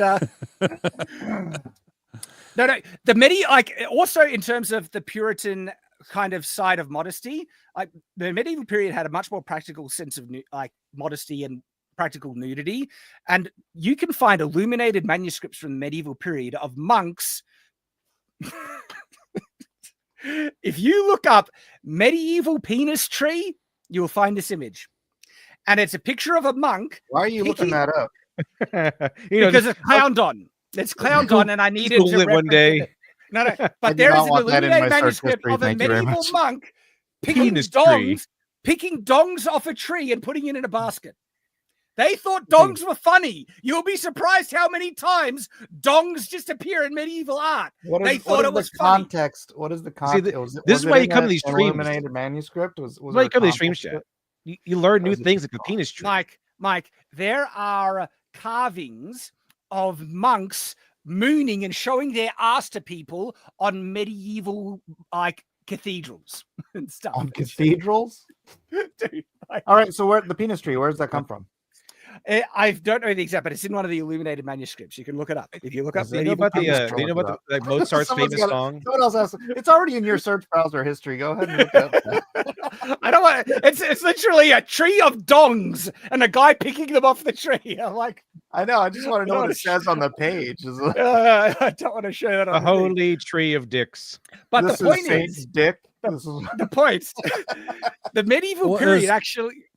Wasn't it also like kind of a fertility thing? Saint Richard the like if you look at like King Henry VIII stuff, like he's kind of like put in some of his paintings, his hips are out so you can see his bulge for his masculinity. It's called a codpiece. They would wear codpieces which presented the crotch much bigger than what it was in their clothing and armor. Yeah, he was so fat, it wasn't big. Yeah. Well, I mean, he is the king. He's got to have a large bulge. He's got to have a large. But this is what I mean. Probably when he was athletic, but he got fat as fuck. He did. He did. Keep in mind, this was a church that was selling indulgences, saying you could pay your way into heaven. So, well, good old Martin Luther saving us all. The medieval period was not nearly as prudish as people assume. A lot of it comes from the puritanical movements that happened afterwards. If you look at some of this original stuff, there was a lot more. But what happened, quote unquote, afterwards? People started reading the Bible. That was the difference. You reckon? Yeah. They weren't allowed to read the Bible prior to Martin Luther. Yeah, it was all in Latin. You would get killed for having an English Bible, dude. They'd fucking kill you, call you a heretic. You'd get killed for reading one. Yeah, that was done to keep control and people, because there's nothing in the Bible about what's the limbo world? Purgatory or monks. Like a lot of the shit or penis trees is done. Yeah, it's not in the Bible. And they had a monopoly going, so they wanted to keep it rolling. Latin is the way to go because then you have to take their word for it. Crusader Kings 3 is another really good. Martin Luther changed all that. But, even during the puritanical movements, that was only in certain areas and locations and specific time periods. And so cultures shift, cultures change. Now, as to the prevalence of it during Kingdom Come Deliverance, Daniel actually shared some references. I don't have the tweet, unfortunately, but it's staring that, look, homosexuality in this city, in this location, people knew about it and they laughed about it, joked about it. What was the city and what was the time? I don't have, I've lost the post that he made on it, but I can corroborate that with other kind of points where there are absolutely varying different standards between medieval periods and cultures, where nudity, public bathing was a more common thing than people realize. And you'd go and everyone would be naked, right? Also having baths and streams and stuff like that, where there was a sense of practical nudity sometimes that was just needed. You also realize that one of the practices of the time period, right, was when a marriage was officially arranged and from two different houses, that the family would watch them consummate the marriage to make sure that the deed had been done and an heir would be coming, right? So they had very different practical standards about modesty, sex, and it's not nearly as Puritan as people might think. And guess what? That also includes homosexuality in some instances. There was a king, right? I forget which one, but this was in the late medieval period, maybe Renaissance, where he adorned his royal palace with images of naked men. And everyone basically knew he was gay. And they were just like, yeah, this is a bit of a poof. And they just laughed. You don't get caught. As long as you don't get caught. They just laughed along with it. And there was almost an open secret that is like, you go to his palace, pictures of naked men everywhere. Right? Who's going to question the king? Who's going to question the king? Because my lord, you're kind of gay, so that's like a no-no. Then you're just kind of gay, bro. So sometimes it was a bit of an open secret in other instances, and so there is actual nuance on the discussion. Now, this is what Daniel has said on the matter. He says it's time to address wild claims some people spread that are apparently based on just one screenshot of a poorly translated tweet. So this is what he says. So the first one, there are no unskippable cutscenes in our games. Anyone who claims otherwise never played the game.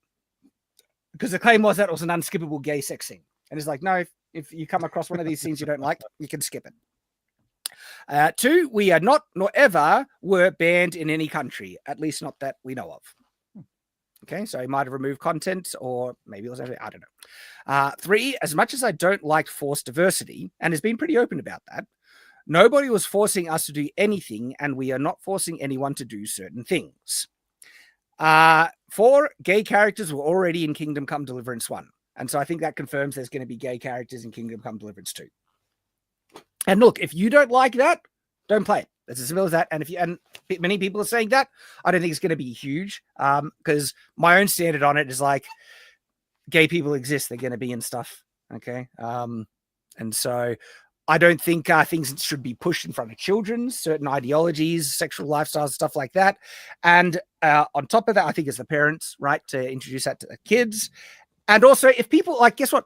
A lot of straight people just don't like gay stuff.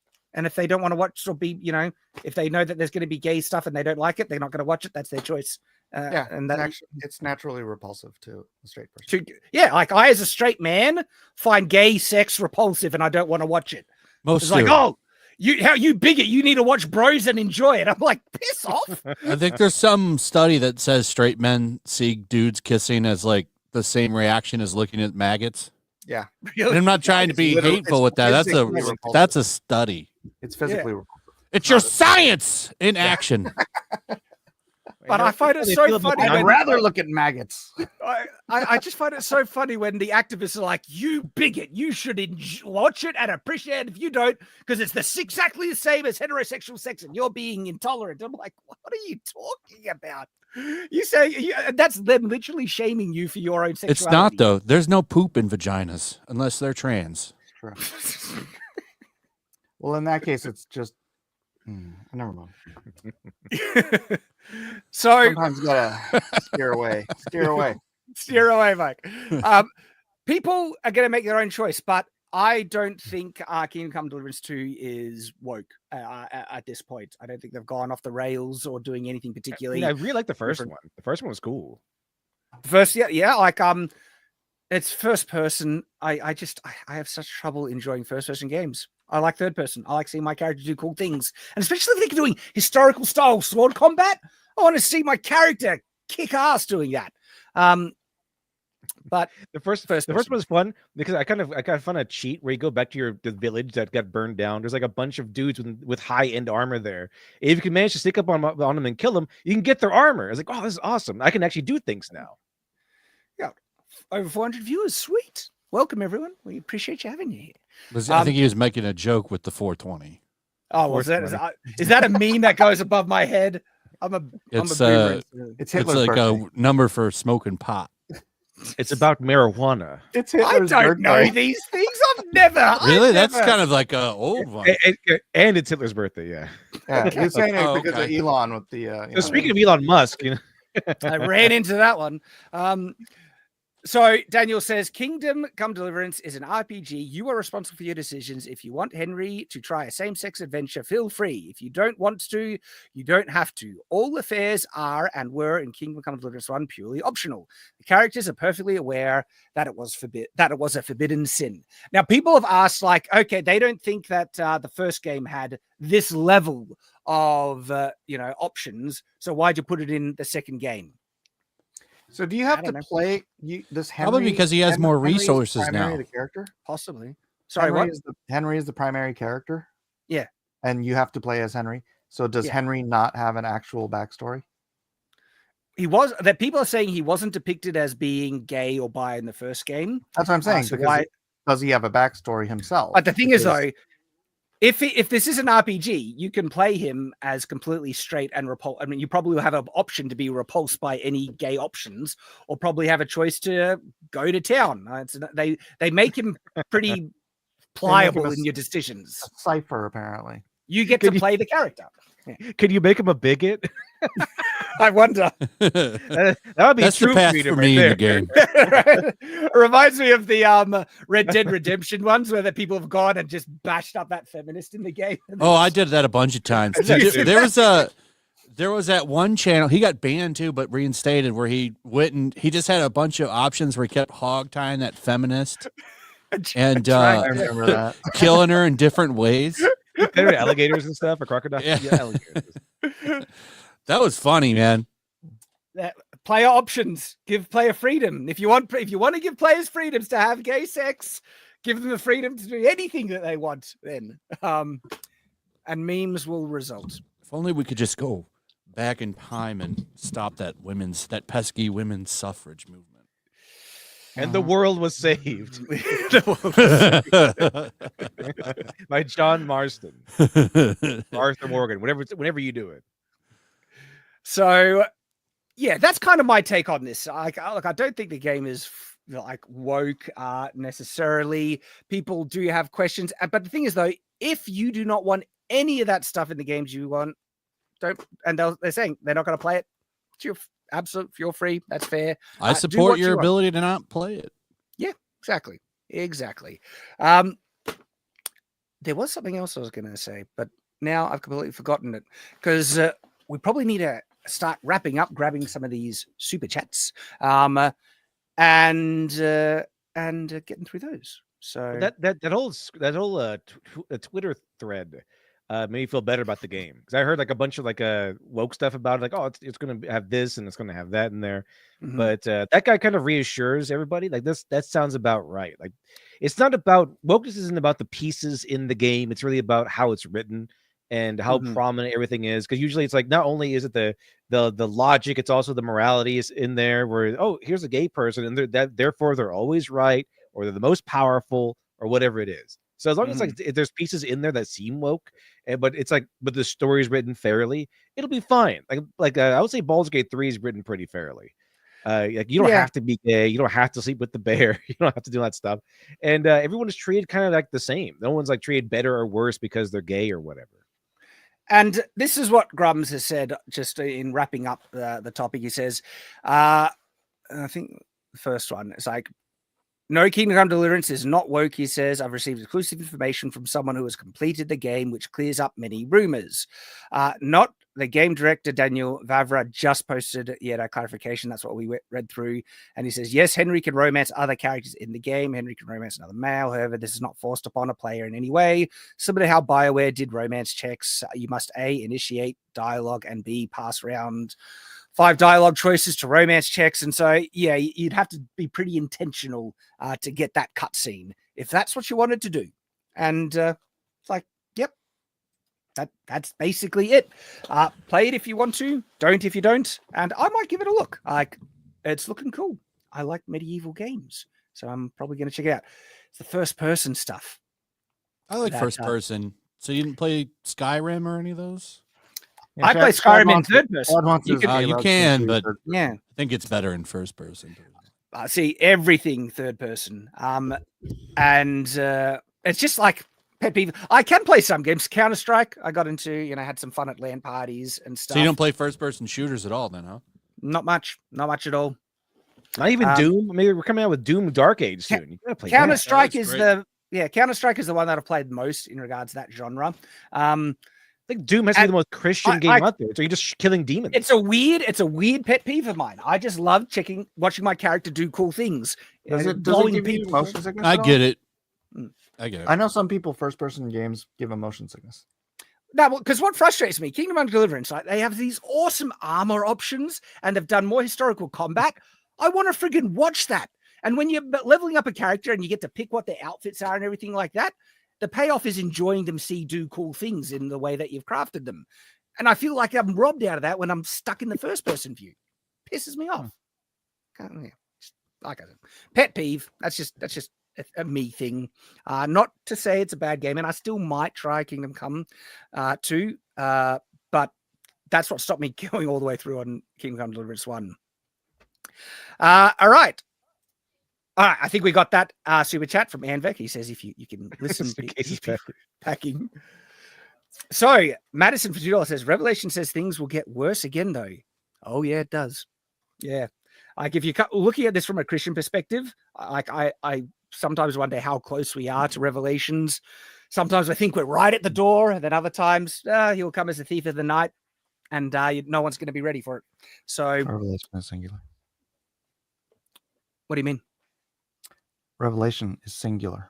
It's not Revelations. Thank you, Mike. Oh, I was just pointing out. Runs with Phantoms $2 says woke Duran been blown TF up. Felt the disturbance. Oh, Alderaan. As Trump was going, like, there's only two genders. yes. Two genders. We got high flush bathrooms now. Yep. They have felt a great disturbance in the woke field, as if a million voices cried out. Was suddenly silenced. A million voices read all at once. Yes. In Kingdom Come Deliverance, can I just go straight to the castle and kill the king? I would love that level of freedom where you could just do whatever you want, and you probably could. I think it's pretty. I just want to bust in there and just murder the king. See, try it, do it. Can you do that? I'm gonna wait for someone in this chat to respond. I started playing a little bit of it, man, but that combat is tough.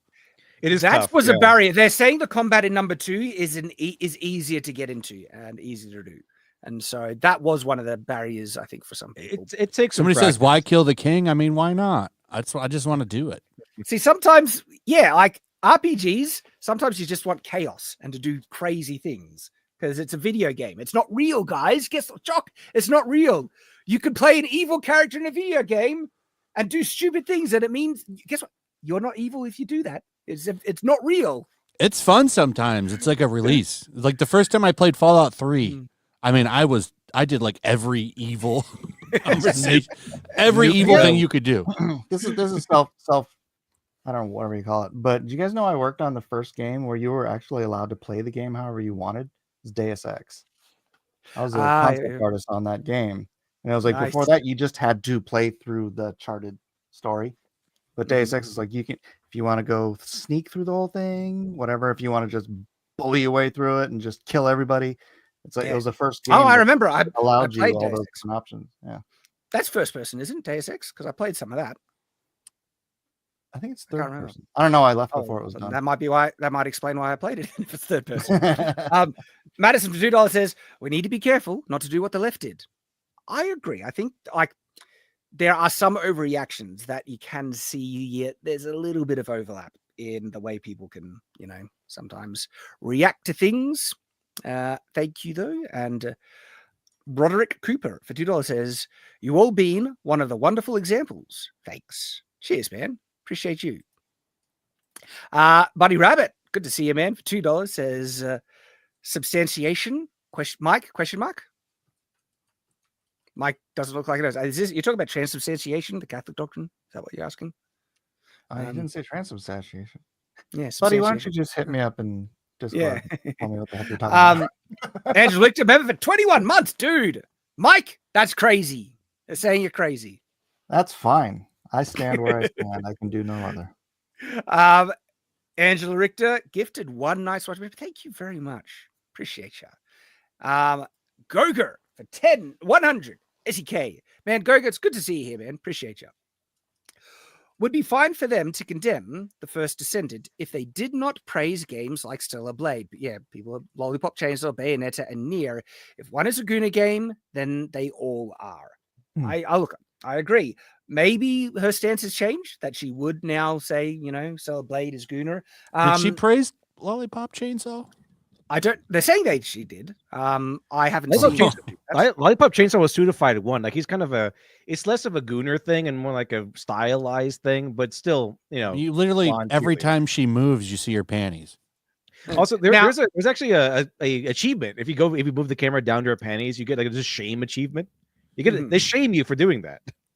So in terms of these things being Gooner games or not, some people are saying like, you cannot look at that and tell me that wasn't made to, titillate people and stuff like that. And I think we can call a spade, that there's obvious sexualization that's put in games, but not only those games, a lot of games have options for that. And part of it is just like, it's sexy women. I don't think there's anything wrong to having sexy women in games. And it's choice. Yeah, well, I think it can improve a game. Well, I mean, there's a lot of sexy women in real life, so I mean, yeah, there are. Well, I mean, part of it is the fantasy kind of aspect of it. Is like we get the real world in the real world. You want to go to a fantastical world that is sometimes an idealized thing. It's one of the appeals of superheroes from the get-go. These are idealized, aspirational figures that look amazing. Both the guys and the women, they got incredible, physiques, and they look great, and that's part of the appeal because you're like, look. People like seeing really attractive people do awesome stuff. That's like been a common understood thing for ages. And I don't think that qualifies something as being Gooner just because it has sexy women in it. And if the game is optional, guess what? Like I'm not sure, is it fair to only say Stellar Blade is only a Gooner game when you do have options to have her more clothed? Then that would be the choice of the player. Yeah, can't you put like full armor on her? Yeah, you can. There are clothing options where she is wearing, full clothing, and there are options where it's really skimpy, and then that would be the choices of the player that's choosing to play it as a Gooner game or not. And so that, like, if you can play it as not a Gooner, like, titillating, got all that stuff, I think that would also mean it's not inherently and solely a Gooner game. I don't think it was made for the primary purpose of getting people off on it. I think the primary purpose is for a video game, and if people want to push it, because by the other funny thing about this, right? The camera angle and the emotes, the player is choosing to do that. It's not like you're forced to always, put the camera at that angle.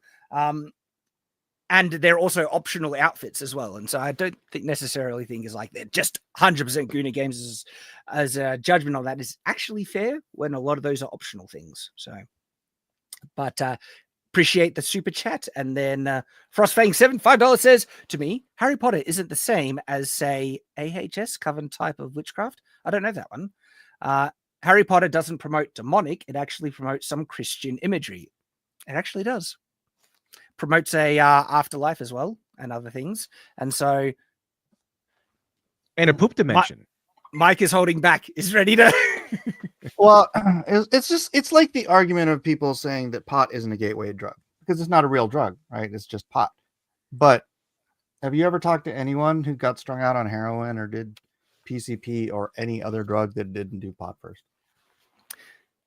But I don't think that's a fair equivalence, because I don't think Harry Potter is nearly as corrupting, pushing. Yeah, but Harry Potter is not promoting people to get into witchcraft. Pot's you not think people promoting become people to get into heroin. It is a very good analogy. So you're saying that someone's going to watch Harry Potter and become a Satanist? No, I'm saying someone might watch Harry Potter or read the books. People got so into these books, and then they might be looking for, other witch-based stuff, and then go read AHS Coven type of whatever that is, right? They might be like, I love this witch topic book. Is there a difference between diving into other witch topic books? Is there a difference between the witch stuff and like occult magic? I've never looked into the witch section. Like a gradation of like stuff, right? So on the witch stuff, I can tell you about magic, though. I have a couple of Aleister Crowley's books, and I didn't become a magician. So, take that for what it is. I did do research for something. Mike, I've been reading superhero. Not everybody that smokes pot ends up a freaking junkie. That's the idea. You just read the book and you just kind of mana bar and stuff. I think that Crowley's a fucked up guy, let me tell you, but he's also an interesting. He's an Crowley interesting was guy. cool. I mean, that was an interesting figure to look into. I think he wasn't he part of that mission during World War II? Where he teamed up with he was like an intelligence agent. Yeah, he was working with the UK government a little bit. And he actually got a Nazi soldier to just go into an airplane with documents and fly over. That was real. He was with Ian Fleming and stuff. It was crazy. The James Bond guy. So just on there, I don't think Harry Potter promotes it nearly to the level that pot might influence people to other drugs. Because there are a lot of people that smoke pot that never touched heroin, but you can't tell me that the people that do heroin didn't start by smoking pot. It's a very similar situation. Very few of the people that read Harry Potter ended up in witchcraft. The Aleister Crowley story is kind of Mike, is there a difference? Nearly none. What is witchcraft versus like occult magic, though? Does actually know? Just on that note, Mike, sorry, Flash, on that note, right? A member of my church came from Sudan. He was Sudanese, and he talked about the witchcraft that was over there. And holy crap, all right, the Wiccan kind of stuff that happens that is in the West, that is LARPing kiddie grade nonsense compared to the witchcraft that people practice in Africa. We're talking about some really, really that's the dark stuff. That's the dark stuff. Actual demonic that I actually feel is got influential, power. Well, that's what devil magic summons demons and stuff like that. That's why I'm wondering. It's kind of where you get the zombie stuff too. And so, I think there are very different kind of extremities in that as well. The Muslims have some of that too. They're called jinn. The jinn, like the jinn you can summon.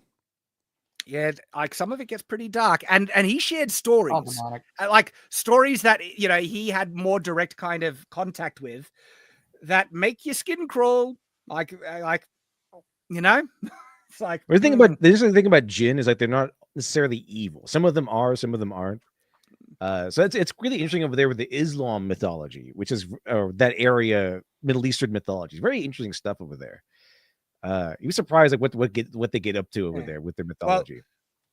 Well, I'm kind of still of the sense that because some people could be influenced, very small. We're talking about the tiniest of the tiniest minority could be influenced to lead to do bad things. If that's not its intent, that's on them. And at the same time, I think there are other things that influence people to do very bad things, which are vastly more. I wasn't saying anything about intent. It was just that you were making the thing about the what was it? The Satanic Panic. Satanic Panic. Because they wanted to ban Harry. I would have agreed with you back then, but it becomes just like. But you wouldn't want to ban Harry Potter, I'm assuming. I wouldn't. Okay. But I'm just saying, it's like if you're a Christian and you're concerned about that stuff, I don't see that as being like panic. I see that as like, just make sure your kids understand. Exactly. Just be open with your kids. I think that kids reading Harry Potter and then being led to Wiccan, wouldn't that be more of a problem with the parents than the issues with Harry Potter itself? Highly likely, yeah. I mean, Yeah, but you could say that about most problems in, Yes, you cases could, growing up. Mike. Yeah. You absolutely Right, could. right. And a lot of this is the problem of parents not doing their job right. And the Absolutely. culture not shaming parents for not doing their job right. I'm not sure that would help, Mike. It did in the 50s. Did it? Yes. Anyway, That's not even a question. I would like to talk to you more about that, but we'll get to the other super chats. Vulture 1066 for 50 NOK says, I am not a Christian, but believe in God. 10 Bud Ed Beste Principene? Beste And the Principine Crusade was self-defense. was self-defense. Oh yeah, the and Crusades are Brigandine I versus think was 9 Brigandine. out of the 11 or something like that were self-defense. Look, there was a couple. there was a couple some- went sideways. There were some big mistakes done in the Crusades, but a lot of people do misunderstand that. Yeah, it was a result of insane Islamic aggression and expansion. Was it 500, 700 years of Islamic it was aggression? crazy.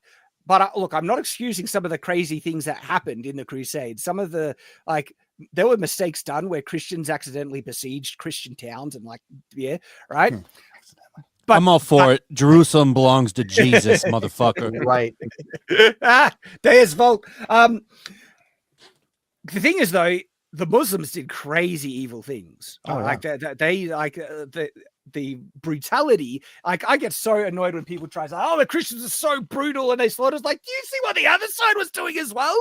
Two parties required to tango in that regard, and a lot of it was an actual reactionary response to unprovoked expansion, Islamic expansion, and violence and aggression. So thank you for the super chat there. And ramblings of an ADD writer, member for 21 months. Dude, legend. One of the reasons Overwatch was successful was Blizzard released the 3D models and then people used them for a run. This is true. You know that a game is or a franchise is written on 34. A lot of came out Rule of- 34. if a franchise has a lot of Rule 34 in it, it's going to be successful. That's Marvel unfortunately Rivals. true. Marvel Rival, dude. Did you Marvel see that meme I Rivals. put out? I posted it for somebody of Knuckles approving the characters. No, I missed it. Hold on. Yeah. Looking for Bring it up. Like, I've on my Twitter feed, some of those mods have crossed, and it's like, okay, yeah, I mean, just the shit in the game is yeah, I know. They suggestive. I would say, like, it's some of them are a little bit more revealing in the comics, especially Malice, I've Sue seen the Storm's Malice alter one, yeah. ego. Like in the Yep. comics, like she's a lot more naked. Yeah, the comics they Yeah, they but didn't hold back. The sometimes. Rivals design is so much better than the comics design. I always like hated it that better comics design. too. Yeah, though I never really knew a lot about that character until I looked into her from this game, and I really want that comic cover. I want that comic book where she first appears. The cover is Secret Wars, awesome. right? Is No, that in Secret Wars too? no, it happens in the regular run. And Oh, in the does it? run, like the cover is just a giant hate word, and they're all like crucified on it. Mm. Have you seen that cover? It's fucking awesome. Is it John Byrne? Yeah, it is. It's the She-Hulk era. I am pro team hate. Hold on. Yeah. But just share it when you find it.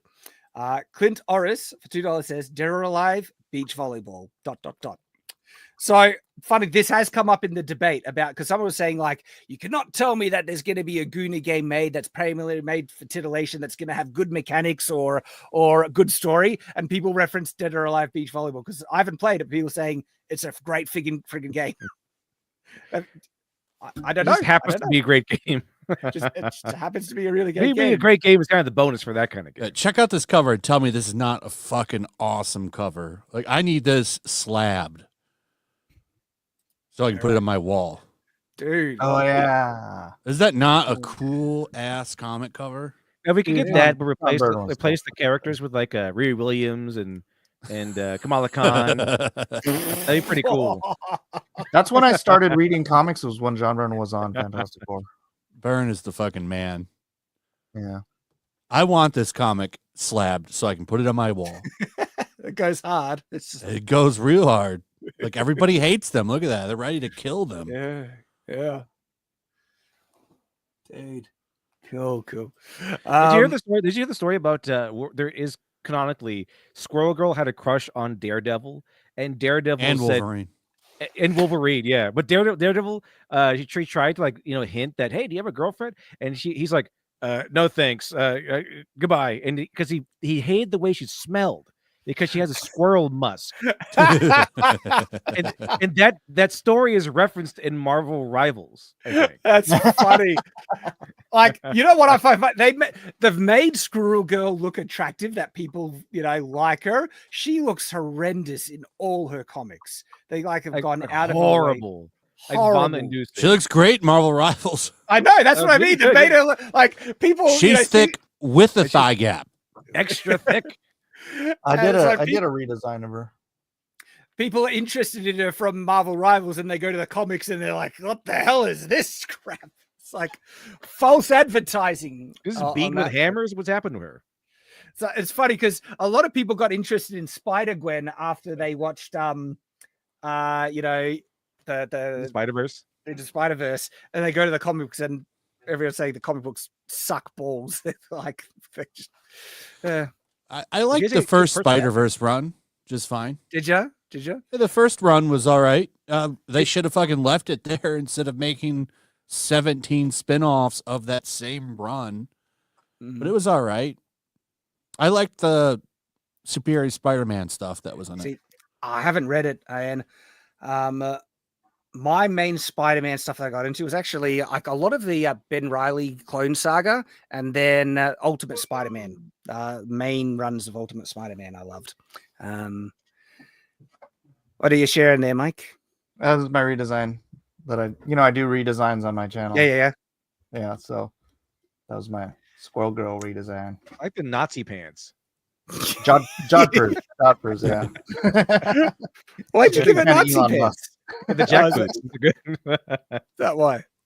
Because it gives her that shape, kind of flying squirrel shape, Oh, okay. A little bit. I just don't like the character. I think it's because I've seen too many images of the comics where it just looks repulsive. And then I did something nobody does. I gave her freaking black squirrel eyes.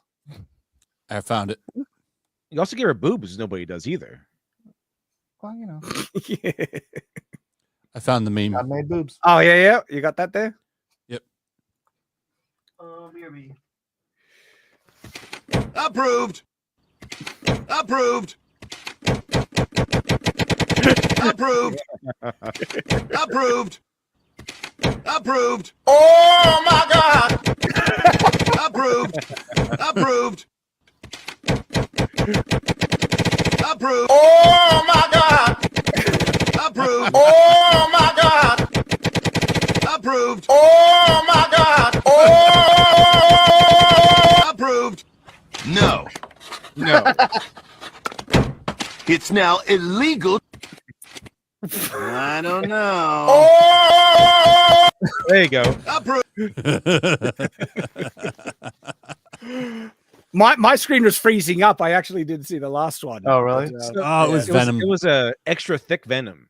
Extra thick Venom. Oh, okay. Venom home for the bakery kind of Venom. But yeah, you mentioned like the severe loss the SJWs have suffered today. Not only did Marvel Rivals stomp Concord into the ground, literally, almost by becoming the most famous and popular hero shooter at the moment. I think maybe other than Overwatch or whatever, but it's at least competing.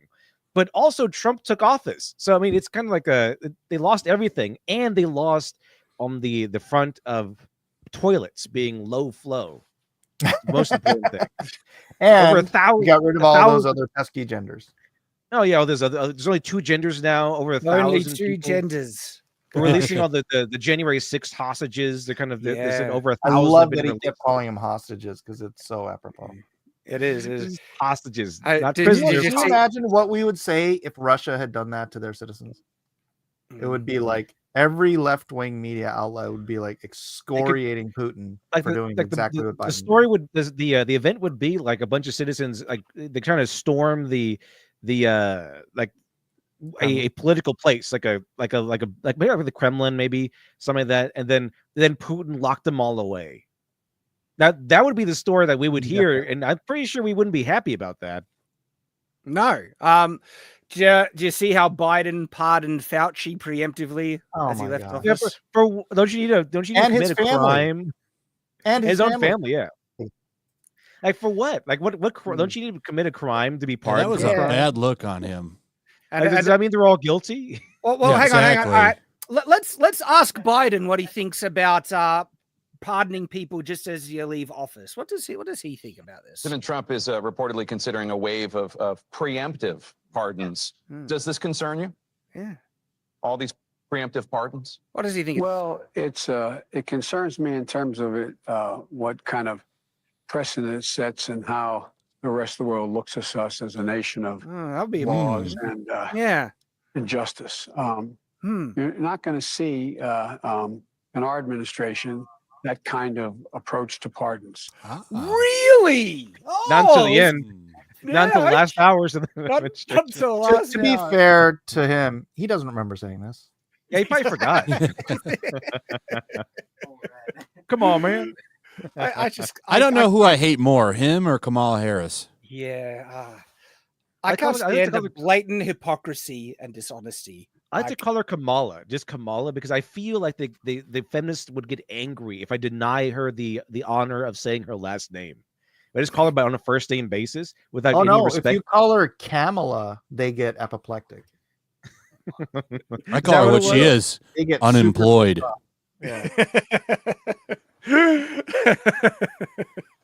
I saw your comment about the what was it, the live stream between Alyssa McCunty and if they make a podcast together, they should call it Insufferable Cunts. It's like, you know, it sings, doesn't it?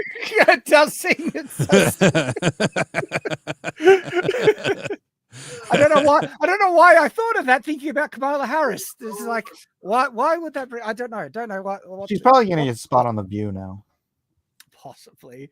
Hey, Nathan Cassidy 499 says Melanie's biggest mistake was being a Tomb Raider fan, complaining about sexy women in other games. The internet is very unforgiving to a hypocrite. Look, maybe she has a different standard than she used to before. And I think the argument is that Tomb Raider doesn't take it as far as like what you see in other games. And I don't know about that. I mean, I've seen promotional material of Tomb Raider in bathing suits and stuff, and so yeah, Adam Hughes drew that poster. It was so awesome. Oh, did he? Buddy Rat $5 says, I am early enough this time to nag for that stream link. Sorry, man. Didn't get the super chat soon enough. Appreciate you though, Brother Rabbit, and being one of the mods. Lavistro $5 says 1 Corinthians 10:23-30 tells us how to behave around non-believers. However, when someone plays Pharisee, we are required to call out by name.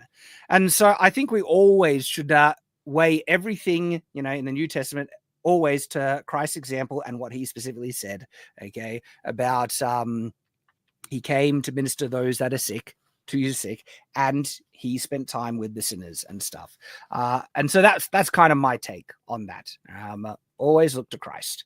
Boog for 50 MX. I don't know what that is, but thank you, Boog. The Japanese do believe in shame. That's why if you compare American subways to Japanese subways, can you say that on YouTube?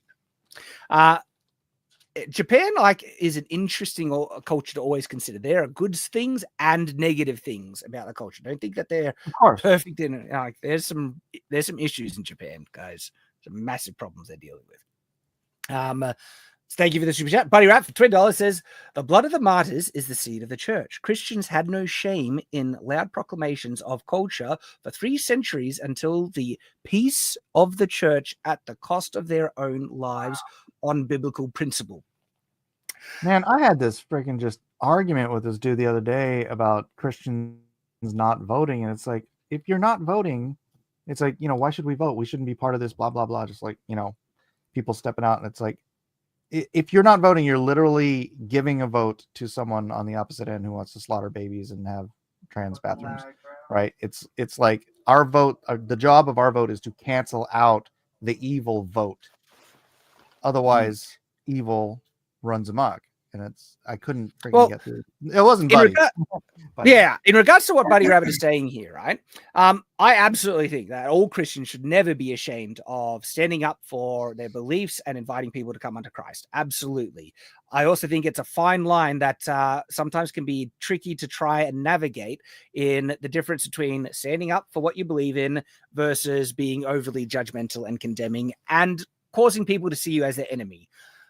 Your approach should not be, our enemy is sin, but not sinners. Or you don't want sinners to see us as their enemy, but if they're actively trying to do evil things, we would oppose that, of course. Now, in regards to like this whole woke stuff, right? I have been reflecting and I wonder, and I'm not really coming to strong conclusions about what the Christian side, has been doing with the progress of the woke, propaganda and stuff. I've seen Christians opposing it very staunchly, but at the same time, I've seen other Christians that kind of got sucked into the whole feminist narrative kind of stuff. And, but a lot of them are waking up to it as well. And so we'll see what happens in the future. I think a lot of people are very firmly ready to reject any kind of woke subversion now. They're very sensitive to it. That's why at the bottom of all my videos, I put culture is downstream from media. Because it is the media we make, and it's the media that Hollywood, those Satanists over there have been making for decades that have been shaping the culture, which ultimately does lead to politics and creates the rules and the laws and what we are allowed to shame people for and what culture won't shame people for, which is why now, because of social programming, we've got freaking kids not knowing if they're boys or girls. Right. This is all part of the same slippery slope, freaking demonic program. So as for us, we have to create the media that can challenge that at the root, which is get there before the culture and help to guide people in the right direction. And also be a responsible parent. Curate what your kids watch. Like I control what my kids see, and they are enjoying. My daughter was watching the BBC Pride and Prejudice last night of her own accord because we introduced it to her. And by the way, classic Pride and Prejudice has such great examples for young women about the type of respect they should, expect from a man, and also how a man should act honorably and with dignity and just being a gentleman. It's friggin' great, and so that's such a good influence to have your kids want to choose to do of their own accord. We showed it to our kids. It's great media. And then she's watching it of herself. And my son's watching my Deep Space Nine. Loves Deep Space Nine. My youngest loves Batman. And it's because I'm, being very selective about what they watch. Yeah, my daughter too, about Pride and Prejudice. She's probably watched the different versions of that 100 times and read the book. I mean, Pride and Prejudice has such brilliant, standards and morals and examples in it. And it is generally one of the most sophisticated and well-written stories in the English language. There's a reason why it's celebrated English literature for so long. I have a lot of respect for Pride and Prejudice. She is such a clever writer, especially in one of the things that I think Jane Austen does so well. She writes dumb people remarkably well. Like, oh my gosh, the way that she can just, she's very clever stuff. And so, all right, Buddy Rabbits for $2 says, I'm sorry, Shad, that is just incorrect. Well, that's just unfair. I don't know what he's trying to call me out on, so I can't defend myself. He's probably just taking my side of whatever argument we're having. you can wish, Mike. You can wish. So thank you. I think it was like the third person versus first person. Obviously, first person. Must be that. Or my take on Twilight. I'll pretend it's that. I'm used to people disagreeing with me. By the way, I don't try and say Twilight is good. I say I enjoy it. There's stuff to enjoy in it, with good aspects. Effectively good to you. With good aspects. There are. Look, I'm not saying there aren't dumb things in it. There's some unbelievably dumb things in Twilight. Don't get me wrong. Yeah, I like Howard the Duck, and I know it's horrible. BGB he for $7.99 says, I love these moral discussions. Well, welcome to A Night's Watch. That's one of the things that we love to do. 777. Is it? I don't know the reference. Over my head. But still, We love 777? discussing these. What? 777. Awesome. It's like the God version of 666. Nah, I've never heard that before. never heard it. Really? I'm a Latter-day Saint, Mike. We're a different type of Christian. Sometimes If we're you not go up to to date a on all casino them. and you do if you play the one-arm band at the casino, you get 777. You're gonna be very happy. That also. All right, so we got Rolando A. Ramirez. Jill says Mel sounds like she's lying about a game. I don't think so. I think she's probably not handling this the best way, but I think she's coming from a sincere place, and that I completely respect. And I think she has had a really, like, her voice in the whole, our side of things, our weird kind of community we have here on YouTube has been great. She's been pushing back. She also defended me when people tried to disassociate with me on stuff, and she's had great take. Like, guess what? People can have things you disagree with. You don't need to write them off. Simple as that. So, but look, see, thanks, Flash. And so, yeah, I don't think she's lying, but I can see why people are getting up, because they do see they see it as a double standard, especially the Stellar Blade stuff versus the Last Descendant stuff. And I think they're equivalent as well. All right, so there is that. Buddy Rabbit $5 says Christ spent time with them, but he didn't linger there or accept them to or accompany them to their sins. No, he didn't accompany them, but he didn't condemn them, and he did go out of his way, and he did spend time with sinners. That was one of the big things the scribes and Pharisees were, accusing him of, that he shouldn't be doing. He didn't condemn them, but he condemned sin constantly.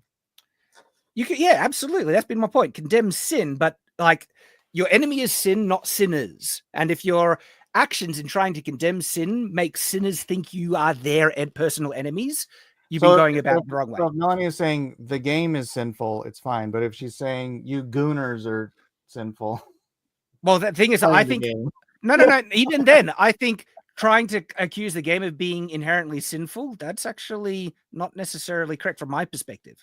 Okay, I don't think the intent of the game is to encourage people to sin. And I've made it. If it is, that's a different topic, but I don't think it is. Not from what I see.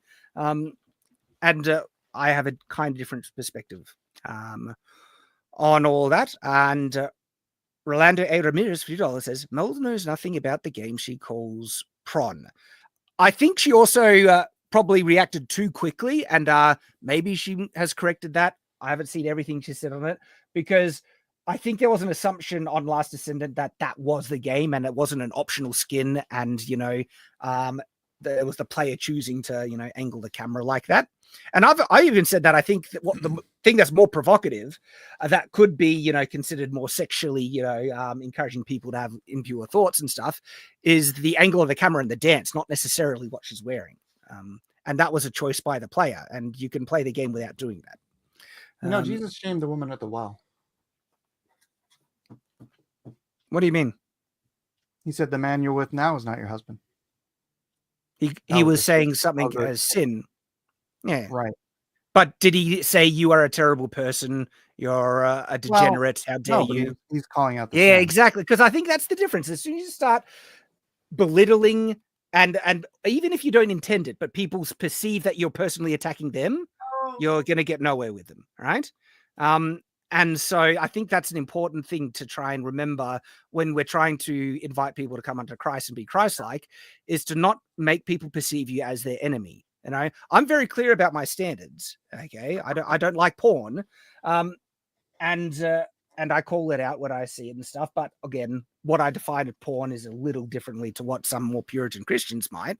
But I don't want to disassociate with people who live a different lifestyle to me, that are living what I think, as sinful lives, because I know I sin and I'm not perfect. And if I cut people off, I'm just being a hypocrite then. And I think Christ condemned hypocrisy in some of the most stark, terms. Whenever, like, if you want to try and find times when Christ shamed the hypocrites. Yeah. And so if you want to find times when Christ could be identified as actually condemning people, it's actually for hypocrisy and for, holding a double standard and being too judgmental. That's when he actually kind of does that. But for like adultery and even other pretty serious sins. But why was this is going to get theological? Never mind. Okay. That was because I'm leaving. Super chats keep going up. Yeah. We could talk. We'll have many a time because that is like I love these discussions. You know, I'm a theologian when it comes to this type of stuff. Probably more than people expected. People think that Latter-day Saints or Mormons are not like we are so crazy into the Bible, like insane. That's the it's called the Church of Jesus Christ of Latter-day Saints. This is the main stuff that we like to learn and talk about. But thank you for the super chat. Did I get all that super chat actually? People from, I don't think I did get it, so good thing I double checked. Corgan 0822 $5 says, people feel Melanie has come off hypocritical and she's now lashing out at anyone calling her out on it. It's coming off as a giant tantrum. I sympathize because sometimes when you're getting kind of blasted constantly, everything, it's a bit hard to know exactly the best way to approach. And it can, and people when you're under attack like that, it's very common to get defensive and hard to try and slow down and hear the arguments that people are raising and stuff. And so I understand what you're struggling, and I don't blame her for it because I'm the same. I've made mistakes and had bad takes in the past, and so I'm not going to condemn her for it. And I don't think we should write her off either. Okay. I can see where people are coming from in the criticisms. Of course, I can get that as well. And maybe when things calm down a bit, right, and there's a bit more introspection, I'd love to talk about this with her, and we'll see what happens in the future. But I think she's going to be, good person to still listen to. Absolutely. Goga 50 SEK says, Melanie was super woke for years. She is 100% called for censorship. I don't think she is genuine in any way and a full-on grifter. I can see why people can think that. I don't think that. I think she has had a genuine change of heart. She is, been on the woke side, but she's converted. She doesn't hold those same opinions now. And so I'll take her as she is now and judge her on her actions now going into the future. But still, appreciate you, Goga. Boog for 20 MX. Mike, why don't you exile the producers of porn? There you go. Exile them? Yes. Let's make a little island somewhere. Because that's always worked. Alexander Cross for $2 says, yes, Mike, but Christ was perfect. We are not. And I think the context is that in terms, Christ is the judge. He has the right to condemn people and condemn people. Part of the teachings of Christ. We're not called not to judge, by the way. We're just called not to judge hypocritically.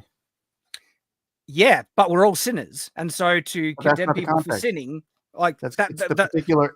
If it was about us just never judging at all because we're all sinners, then it wouldn't have been about the sty in your eye. If it's but that's not an excuse to then be judgmental. People use. I know the greater context is to not be hypocritical, but remove the beam from your own eye. But that should usually take a lifetime to do. We're not perfect, okay? And so be willing to help people with the beam in their own eye, invite. And if they don't want your help, don't force the issue, okay? Don't browbeat them or condemn them or attack them or belittle them or anything like that. We literally can't condemn anyone. We have no right to because we're sinners as well. We literally can't. We don't have the ability. I don't think people are using it. When people hear condemn, they mean like type of criticism and a personal attack saying you're a bad person for doing this or that. And I think if you are imperfect and you require the grace of Jesus Christ, doing that then makes you a hypocrite, even if you are not doing the thing that you're condemning someone else for. All right. They might be doing better in something that you're struggling with. And there's so many, things. So I get what you're saying, Alexander Cross. And I think Mike, I think we see eye to eye more than we don't on these things. Probably 80-90%. Mm-hmm. Levistro for $5 says, Eminem ban alcohol and think of the children are all the drunk drivers. It destroys people's lives, enslave them. Oh wait, Prohibition did that. It ended in blood. That wasn't my standard. I was trying to figure out Shad's standard. Shad's standard was if it hurts somebody else, it should be illegal. No. So under that standard, you should make alcohol illegal. If it directly impacts, harms other people against their will, then I think that's the right when law comes in to put a stop to it. But I think people should have the freedom to choose to do things of themselves, even if it's unto their own destruction, because God allows that.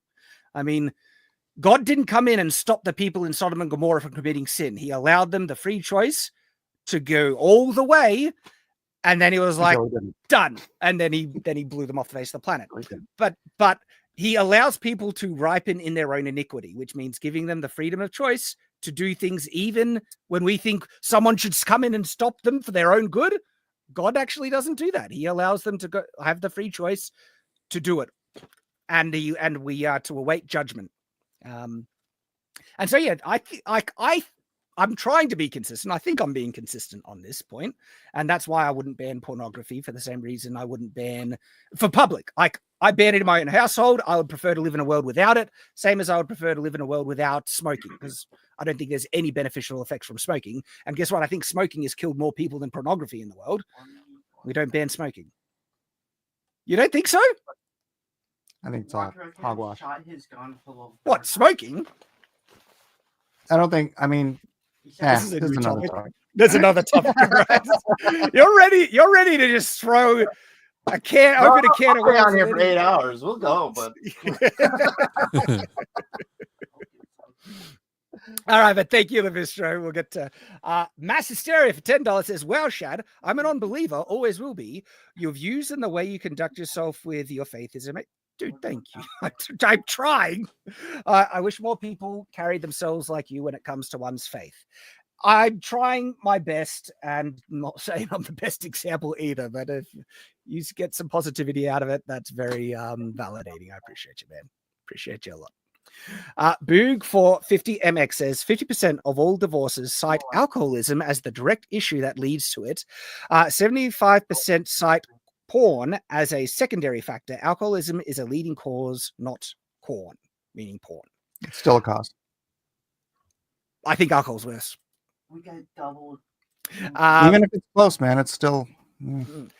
Vulture 1066 for 20 says, Shad, your music style, ? I don't know what that's in reference to in the discussion. Maybe if it's a random question, I like kind of epic, uplifting, orchestral stuff. And I might have something in the future that I'm working on in regards to music. Acid metal. You like acid metal? Well, I friggin' love The Last Stand by Sabaton.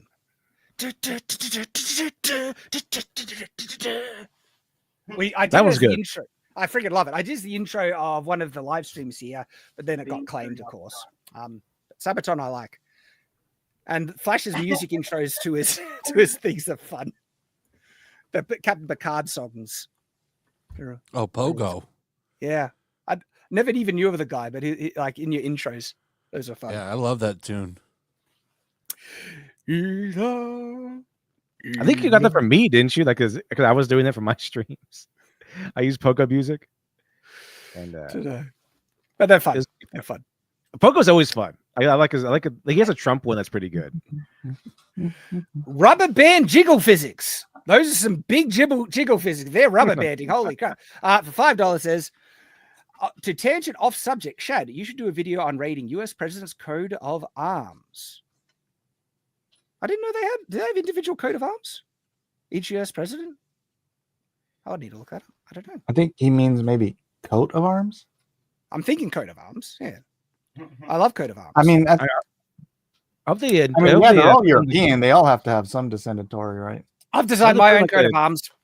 Was it I would put it in like the God Emperor into Trump's one. That'd be pretty cool. Oh man, I've designed my coat of arms. I could put that through AI and make it look mint. I could really upgrade that sucker. That'd be good. Xavier Heart for $50. Dude, thank you. He says, G'day all. It's been a while.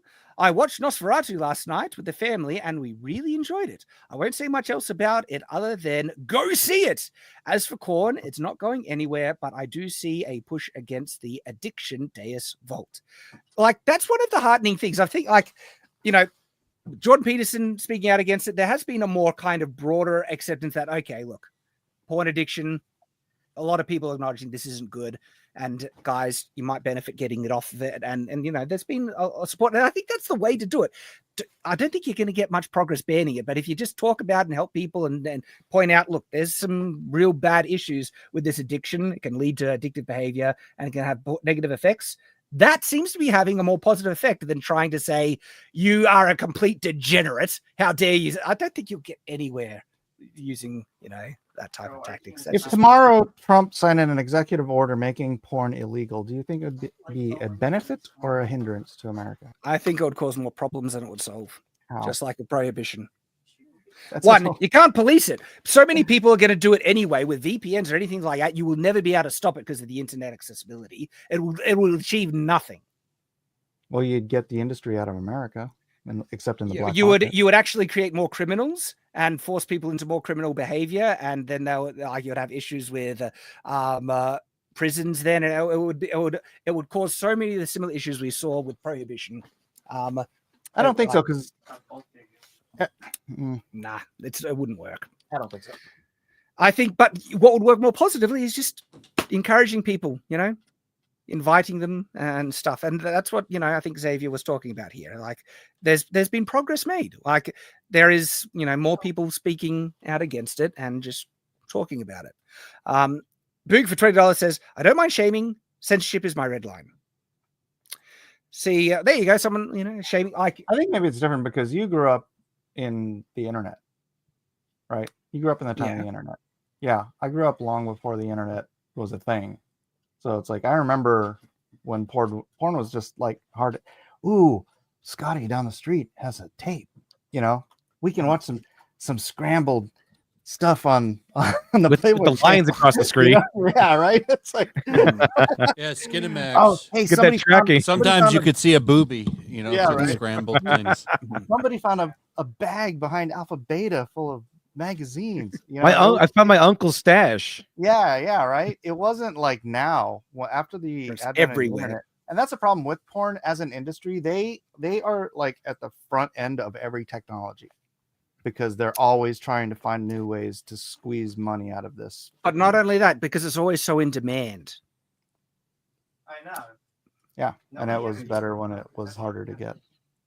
Oh, like I've said many times, if I could exist in a world without porn, I think the world would be a better place, and I'd be making it illegal would make it harder to get. That wouldn't stop it. Like I think we have to we live in the reality. That it wouldn't stop it isn't the point. That it would make it harder to get is the point. That would make I've already said I think that would just cause more problems overall.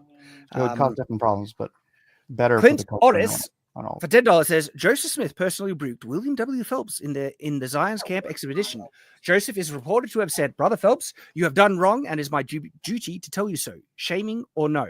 Oh yeah, absolutely shaming. But the context here is William W. Phelps has made certain covenants to sustain Joseph Smith as a prophet of God and also obey him, especially on Zion's Camp. Okay, God has always had more severe punishment on people who have made covenants with him to live a certain standard. This is why people were struck dead in the Old Testament for breaking the Sabbath day, because they had covenanted with God to keep that day holy, but he wasn't striking dead people who were not part of the house of Israel for not keeping the Sabbath day holy. Okay, there's always been more severe punishments and reprovals that come upon people when they've made certain commitments and covenants. Okay, Joseph Smith wasn't rebuking everyone who wasn't a member of the church for not listening to him and stuff, and so I think there's absolutely context that needs to be understood with this one as well. And there are cases when the apostles have rebuked people pretty harshly in the New Testament. Christ did rebuke the scribes and Pharisees. I'm not saying he didn't, but we need to follow his example as to when and where, who, and what for. And for people who have not covenanted to follow him, right, and don't necessarily see what they're doing as wrong or evil, condemning them for it isn't going to achieve anything. Christ didn't condemn the woman taken in adultery, okay? But there are certainly harsher punishments if you know what's right and wrong and you make covenants to follow it and you break those covenants. There's some consequences for that. But look, I appreciate you questioning things, seeing different angles. What is it, Mike? What do you say? Derp Spud says, making it harder to get is a gun control argument. Shad, how many guns you got in your house? Are you saying I couldn't get a gun if I really wanted to? No, I'm saying how many guns you got in your house? None. Are Okay. you advocating for gun control? Because gun control friggin' sucks. But it works, doesn't it? No, it won't How many work for guns the you got in your US. house? Do you want any guns? I might, and I know how to get some if I do. Yeah. Yeah. You seem like the kind of guy who would have guns if they were I know. I can see readily that. available.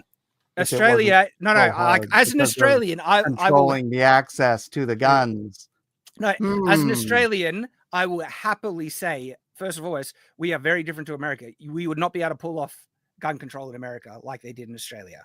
I mean, it's baked into your freaking constitution, dude. Okay, it's not going to happen. And you have gun culture is way too ingrained, way too many guns around. Just because, and by the way, gun control hasn't necessarily worked in Australia either. We still have gun crime. Okay, if a criminal wants to get a gun, criminals have guns. Well, right? Okay, so I don't think that's a comparison you want to make with a porn ban. Argument, Chad. You just don't realize it. Okay, because maybe something's gone by my head, but it seems like this is not the one you want to make to try and justify a porn ban, man. Thank you, Clint Orris, for your super chat. David Cassidy 499 says Adam Curry, the Podfather, pretty much called the TikTok ban an attempt to kill competition from social media since it first got proposed. Yeah, it seemed a bit like that. As we talked about already. Yeah, it seems like. Hot Dice 499 says, don't we all remember the Twitter files, the whole public utility thing? How can China own a US public forum? It makes perfect sense legally. That would make it. Doesn't that sound like it doesn't make sense that China shouldn't be able to own something that's almost a public utility? I don't know. Still appreciate the super chat. Thank you. Madison for $2 says, can we do something about China owing US farmland? That is an interest. Like, we have that issue in Australia. China has bought up a decent chunk of property in all around Australia.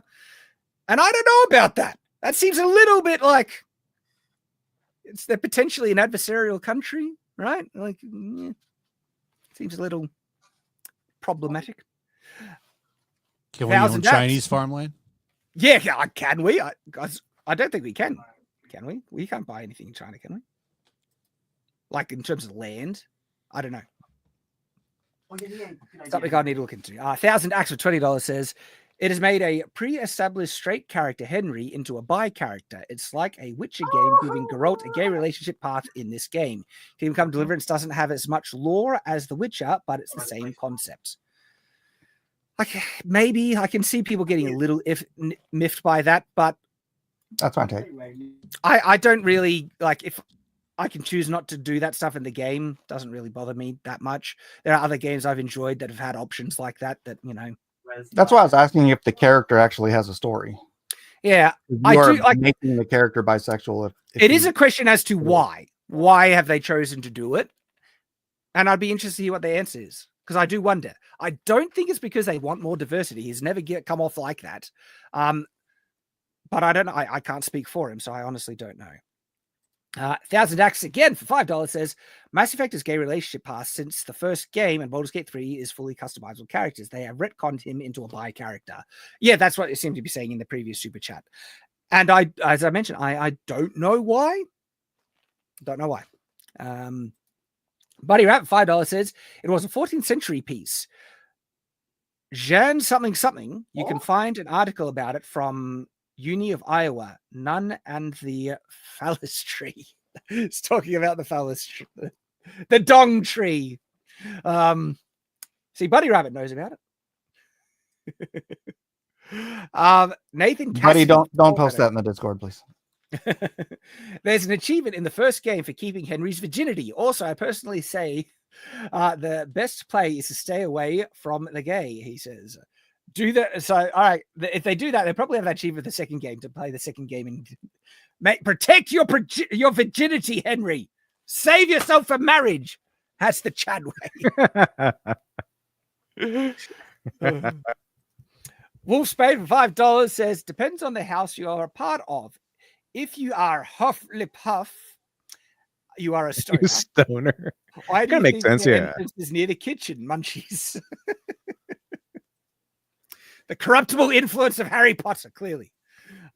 Buddy Rat for $10 says, it's a weird numerology thing, Shad.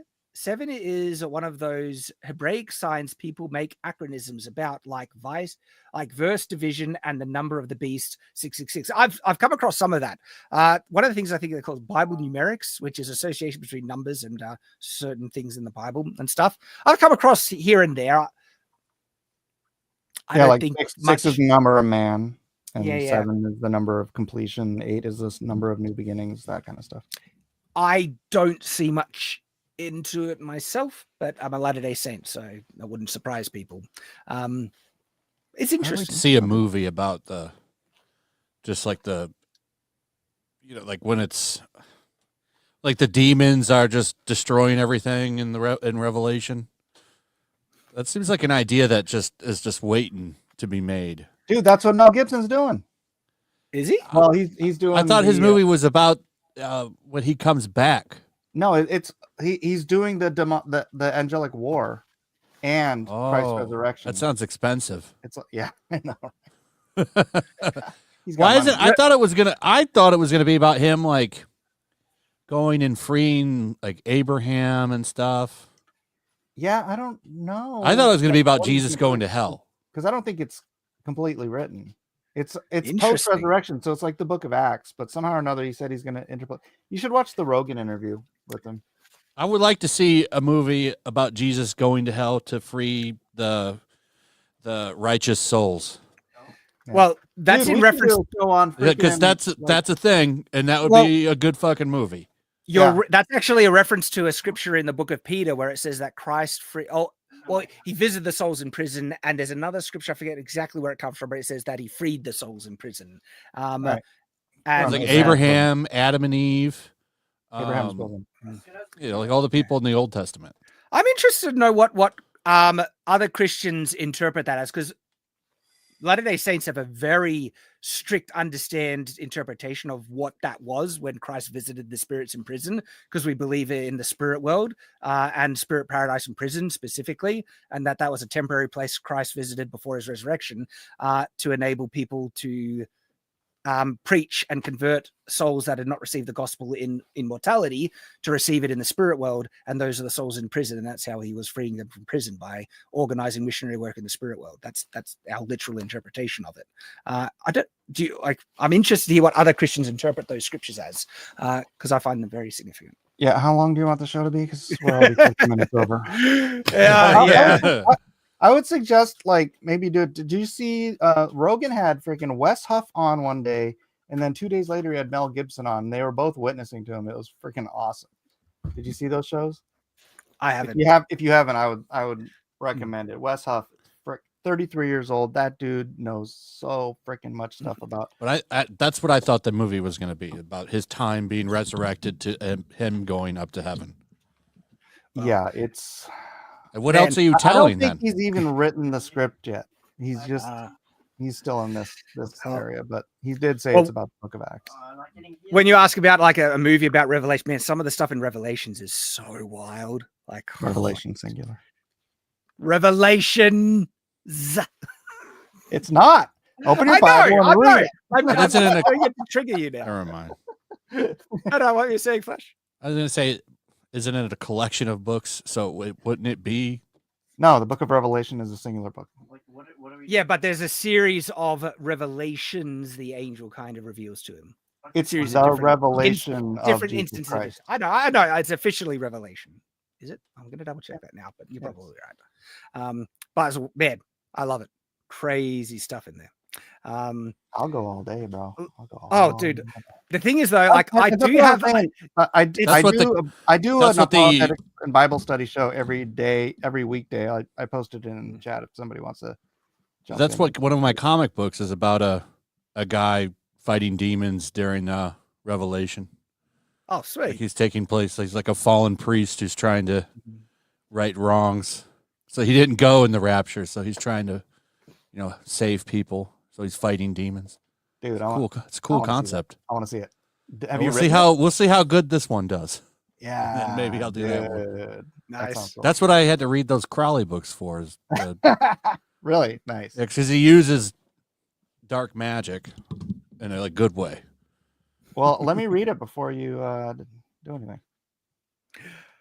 We got to get through these super chats. So Madison for $2 says, shame is a tool of Satan. Guilt is a tool of God.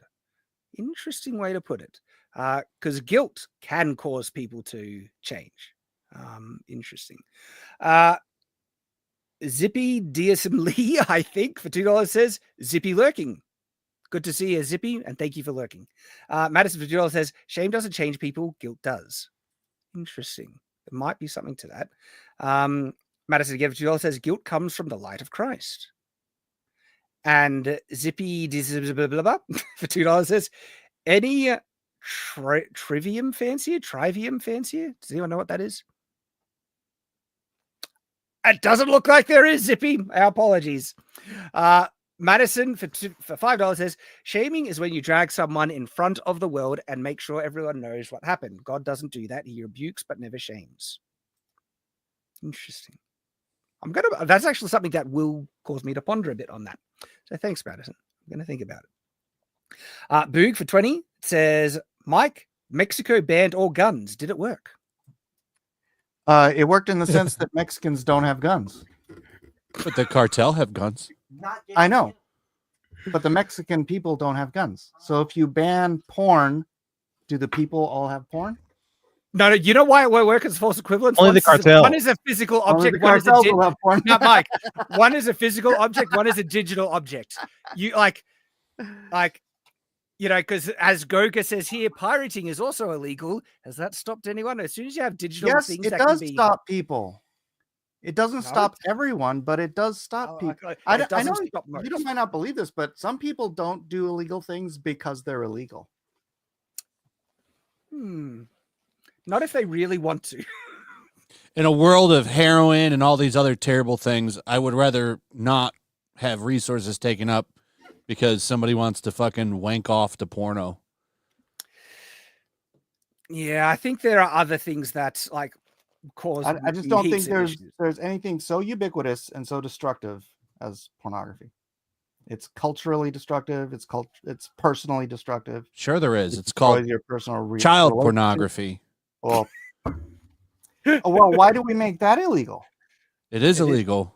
I know. Why do we? Why do we make that illegal? Because children can't consent. Get it on the internet. But you could just get it on the internet, Flash. But people do just get VPN. I think these aren't these aren't direct equivalences. Put it on the internet. No, you just made this argument worse. No, because most people obviously see child pornography as wrong. Most people don't see pornography as wrong. And if the government says you can't do it, they're going to say, screw you, I have a VPN and do it anyway. And it'll cause more criminality. And that is exactly the same argument I'm making. No, because they're different equivalences in severity. Most people don't see pornography as evil. A lot of people. I feel like you just don't understand what I'm Maybe. saying. We appreciate you though, Mike, and I'm sorry for not understanding you. See, this is why Mike is good. We can get along even if we can't see eye to eye. I just think going after porn is so dumb, and you're not going to be able to get rid of it. I'm kind of there. I'm kind of on that. Oh my gosh. You can't get rid of CP either. So why not? Just but most people already. People won't do it because they just think it's wrong. So why make it illegal? No, most people do see CP as wrong. Do you think the government banning porn is going to change people's mind on the morality of it? Well, why don't we change their mind on the morality of it? That's exactly my point. Let's do that, Mike. Yes, we can do both. 100%. You're destroying children who don't want anything to do with that. Adults are adults. If an adult wants to fuck up their life, that's their choice. Yeah, you don't. How many children do you think you're watching porn, dude? I don't like the accessibility. It's so easy to access because it's not illegal because you can get it on any freaking computer or phone. Well, children are destroyed by pornography. But you can. That's on the parents, Mike. Yeah, you can make it. You can make it inaccessible in your household. Yeah, you can. You don't give them a fucking tablet. Most of these kids know more about computers than their parents do. Yeah, well, I mean, parents need to, be up to date on all those things. I'm not saying it's evil. That's what it is. So I think pornography is evil. I agree. So I don't disagree either. But what are you going to do about it? I mean, how many resources would you need for that?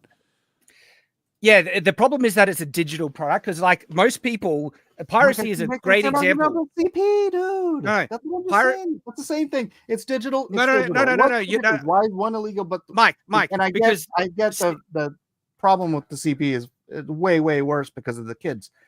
Yeah, but a better argument equivalence that it's digital. This is the difference. No. A better example, Mike. A better equivalence is film piracy. Okay, because I don't pirate films because that's illegal. If you already own something and if you don't have access to it and things like, because I allow people to pirate my book, right? Because there are protections I could have put on the digital version of it. And I didn't do that because I actually have more complex views on piracy. But just going back to the point, right? There's a lot of people that don't see pirating a film as morally wrong. Okay. And banning it has done nothing to stop it. Piracy is everywhere. If you don't think it's morally wrong, I know it's everywhere, but there are people who don't do it because it's illegal. Case in point. The only thing I will quote unquote pirate is, like you said, something I've already paid for. But it's illegal. I already paid for it. Therefore, I own it. But no, that's technically illegal. You're not supposed to do that, though, Mike. Even if you already paid for a physical copy, you're not supposed to. Like, this is we can go down there. Generally speaking, if you pay for a physical copy, no. By the way, you get the digital I'm on your side. I actually agree with you morally, right, about that. But legally, it is still illegal. I know, and it should be. Why should it be though? Not necessarily. I'm not saying it should be illegal. Actually, it shouldn't be illegal to pirate. Yeah, I have complex feelings on this topic actually because I allow people to pirate my book. I actually think that has helped it sales. Well, then that's not pirating. You're allowing people to have your book for free. It doesn't matter. It's still against the law. Not if you allow them to have it for free. Not if they obtain it through you know. I know, but you've just ways that I've verbally given everybody on earth permission to have your book for free. Doesn't mean that it's not illegal if the you law can't is steal still something that's free. No, that's only if I distribute it to free. I'm not distributing it to them. They're still obtaining it illegally. But there's no crime because you're giving it to them. I'm not giving it to them, Mike. They're obtaining it illegally. You literally just gave everyone permission to get. No. I said I'm not stopping people from pirating my book. That's what I said. I know that they're breaking the law and obtaining it illegally. Do you want it to be illegal? No. Go. I don't control the law though. You can't stop pirating either. You need to find ways around it. The Japanese have done this quite well by making merch their #1 revenue for most manga and anime. For example, One Piece, I believe is the most pirated property in existence. Yeah, Injustice is the most pirated American comic book. I actually think it can benefit sales because people who don't have access to it and wouldn't have paid money for it anyway get access to it, right? And then if they really like it, they often will end up purchasing it if they get the money, where they wouldn't have never even considered it if they didn't find a way to get a hold of it in the first place. And so that's kind of my short version view on it.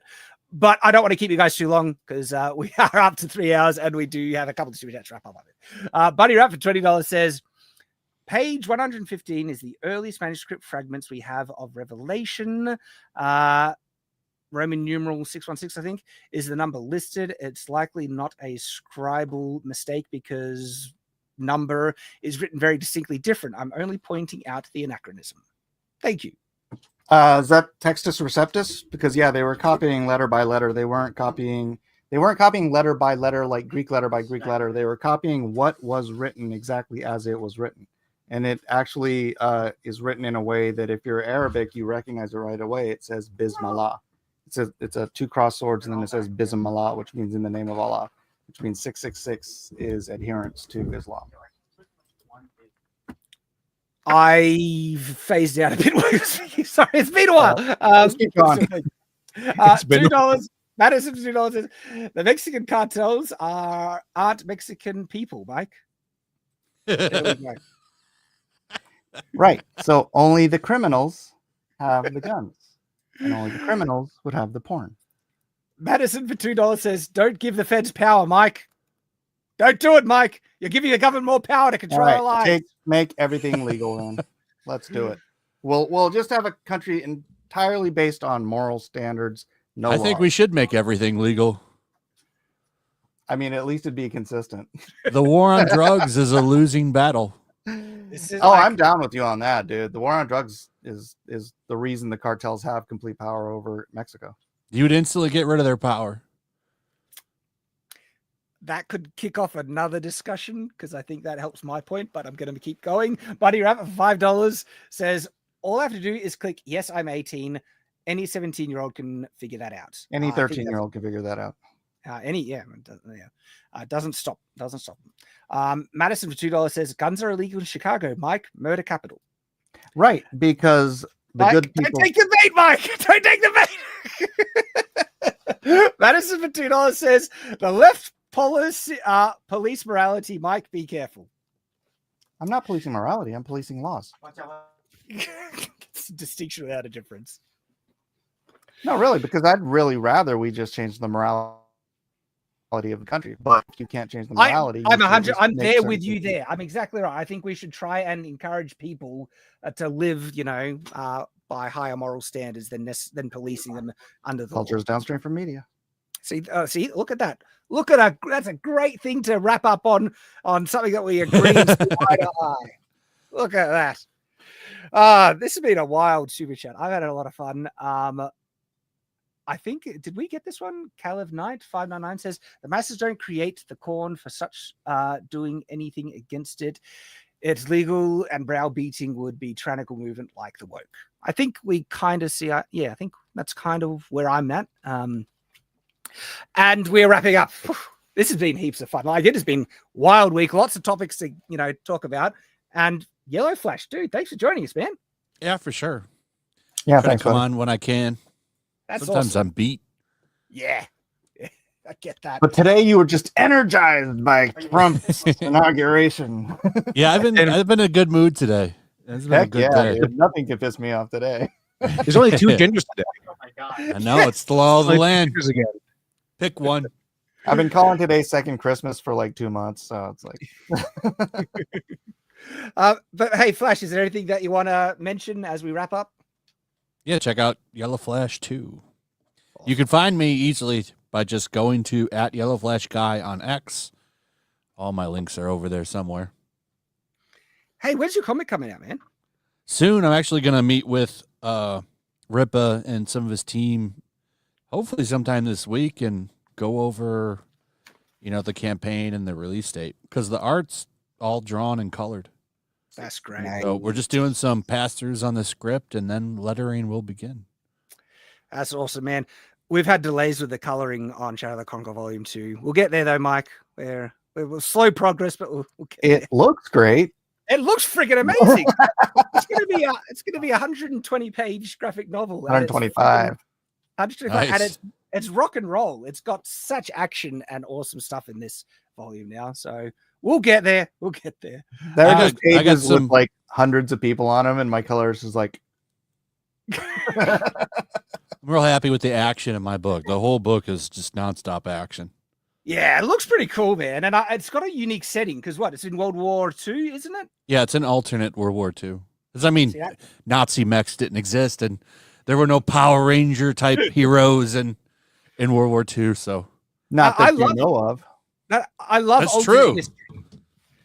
I love the alternate history stuff. Like, I don't know when I'll get around to it, but I'm working on a graphic novel script that's based in the 1920s, which is like the birth of superheroes in an alternate universe in the 1920s. And I have a lot of fun with it. So I shouldn't say total. It's not like a total Power Ranger. Like it's the look is definitely inspired, but it's like a combination of things.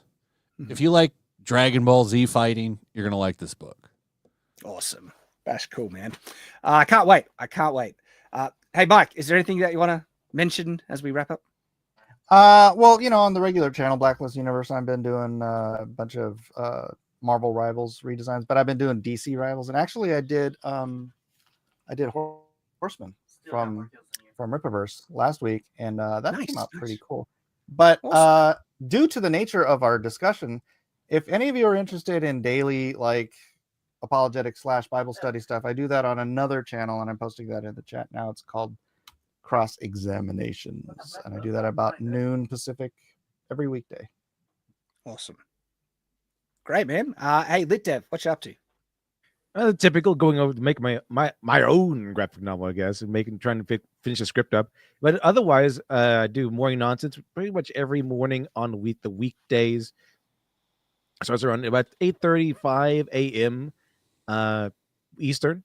So I'm around there, and I'm still working on videos, but I can't work on these videos until this stupid script is done finally, which is almost there. And also, speaking of Horsemen, I will be criticizing the Horsemen on Well Red's channel on Thursday.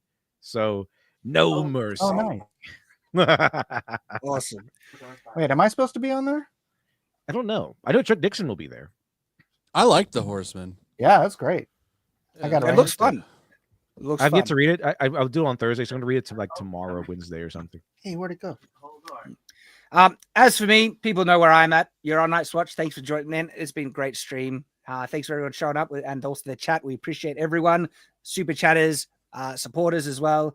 And I'm wanting to do some specific videos on Night's Watch, but we're doing a regular live stream and, of course, Shadiversity, all that fun stuff. So, guys, thanks for joining us. Going to wrap up now. We'll see you next week. Well, don't forget, our hearts go out to you all. Thanks, Mike. Literature Devil. Oh, yeah. Are you watching Daima? Oh, yeah, the new one? Not yet. Not yet. I love it. I was covering up some other ones for Weave Day. I was going over ReZero, finished Freerun, and I was watching Sakamoto Days. So, see, I'm thinking of doing a video on Freerun because I finished it. Rerun's good. I like it. I like it a lot. I like it a lot. And there's something, and the reaction is fun. They're funny because people hate it. I was going to get into Daima pretty soon. Yeah. Daima's a lot of fun. It's didn't it get an award or something? It was. I don't know, but it's so much like old school Dragon Ball, but it's got that Z fight here every now and then. That was my favorite. I love old school Dragon Ball. That was my favorite. When it's like you're gonna love the show. A lot of people are called slow, but it's like I think a lot of the people that shit on it didn't watch old Dragon Ball because a lot of Z fans from America never watched it, and it's sad because you basically skipped half the story. Yeah, Goku's first saga. You skipped over half the series. Dragon Ball was a lot slower. Like Dragon Ball Z, it's like, okay, we begin, fight, okay, and it's like battle. Dragon Ball is more like an adventure. So it is kind of, comparatively slower. My kids want to get into Dragon Ball Z because they hear about God Goku and stuff. And they're like, oh, we should watch it. And I'm like, you need to watch You need to start with Dragon Ball Z to know how he gets there. And so they've tried. You need to start with Dragon Ball to get into Dragon Ball Z. And then Dragon Ball Z, Saiyan Saga, Frieza Saga, the Namek Saga, then Frieza Saga. And then he comes back and you have to do Cell Saga. It's crazy stuff. Yeah, and Boo Saga. And Z is so much better than Super by a mile. Super kind of, if I didn't have such a love for the franchise, I would be very harsh and critical on that series. I like the movies. I like was it Resurrection F? I do like the movies too. What's it called? Broly. Was it called? Yeah, Broly was fantastic. That was good. Yeah. That was so good. It destroyed Vic Mignogna's career. It was. All right, guys, it's time to sign off. Appreciate everyone. Thanks for joining us. As always, stay on watch.